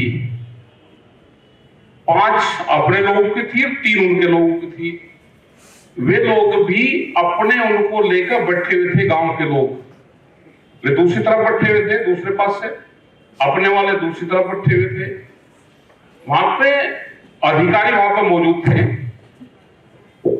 और अधिकारी ने ऐसे लेटर पैड दिया कि जो आप लिख दोगे एसकेएम के लोग, हम उसी बात को मान लेंगे। उन्होंने पूरा लेटर पैड दिया। वहां पे 10 लोग थे, उनके परिवार के लोग थे। हमने उन अधिकारियों को कहा कि आप बाहर चले जाओ, हमको सलाह कर लेने दो। और जो वहां पे सलाह हुई सबकी, उसमें 50 लाख रुपए मुआवजा, वो ऐसा नहीं कि 5 लोगों को दिया, वो उनको भी दिया। उन्होंने कहा था कि जो यहाँ पे फैसला होगा वो उनके लिए भी फैसला होगा। वही हमारे सामने नहीं करा, लेकिन उन्हें करा है उनको भी 50-50 लाख रुपए, सरकारी नौकरी। और उनकी कंडीशन ये थी, और घर वाले जब उनकी माताएं बहनें एक उनका बच्चा उनकी डेड बॉडी के पास में बैठे रहे, तो वहां के हालात इससे ज्यादा की थी नहीं कि हम ज्यादा देर तक बॉडियों को रोकते। और हमने देखा भी जब उसका दोबारा रीमेडिकल हुआ, एक बार जब हो गए उनके, और जब उनकी बॉडियां घरों पर आ गई और एक का फिर दोबारा रीमेडिकल होना था, पीएम होना था, तो बॉडियां रोकी नहीं किसी ने भी, अपने आप ले लेकर लोग चल दिए। जिनके घर में डेड बॉडी रहती है, तो हम तो आंदोलन वाले लोग हैं, हम तो कहते नहीं भाई ठीक है रोक लो, लेकिन जिसके घर पे पड़ी हुई है वहां रखी, उसको तुरंत ये लगता है कि नहीं इसका दाह संस्कार करो। मैं इस पे कोई राजनीति नहीं करना चाहता। और उसमें सुप्रीम कोर्ट की कमेटी बनी, आज भी उस केस को सुप्रीम कोर्ट की निगरानी में देख रहे हैं। लोकल प्रशासन उसमें एक कलम नहीं चला सकता, सब लिफाफे में बंद है।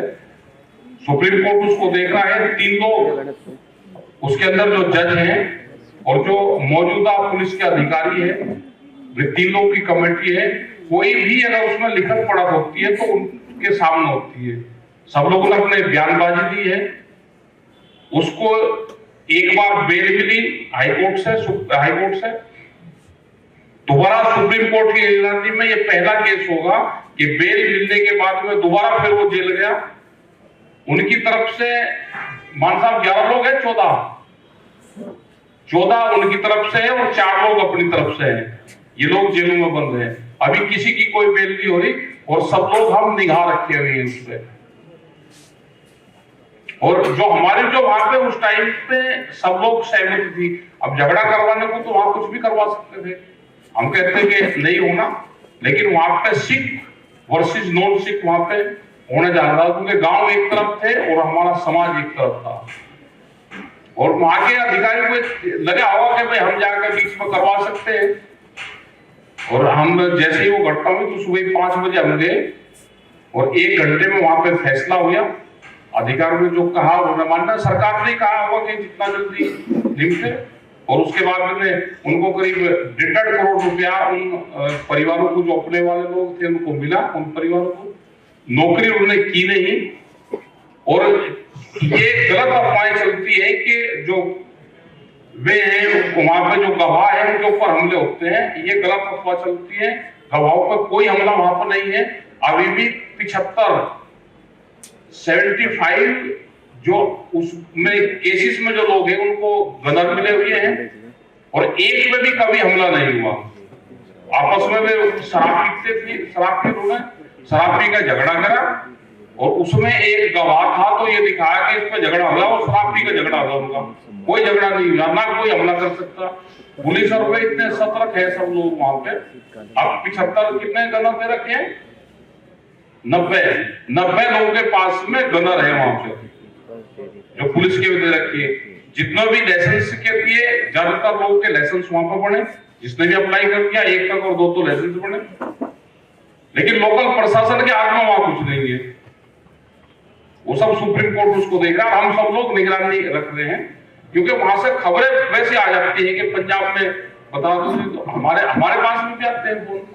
तो वो चीजें हैं। और एक वो हमारे जो बहन ने कहा कि मजदूरों को पंजाब के लोग लेकर नहीं आते, तो ये पंजाब के लोग एक बार जरूर बताएंगे मजदूरों को क्यों लेकर नहीं आते अपने साथ में आंदोलन में। नारा तो जरूर देते हैं कि किसान और मजदूर, लेकिन मजदूरों को लेकर नहीं आते। उत्तर प्रदेश में तो था कि मजदूर जब जेल भरो आंदोलन चलता था तो वे भी साथ जाते थे। सब लोग साथ रहते हैं और मजदूर का किसान का एक दूसरे के बगैर काम नहीं चल सकता। अगर इस तरह की कोई चीज है पंजाब में उसमें तो उनको साथ लेकर जरूर चलना चाहिए।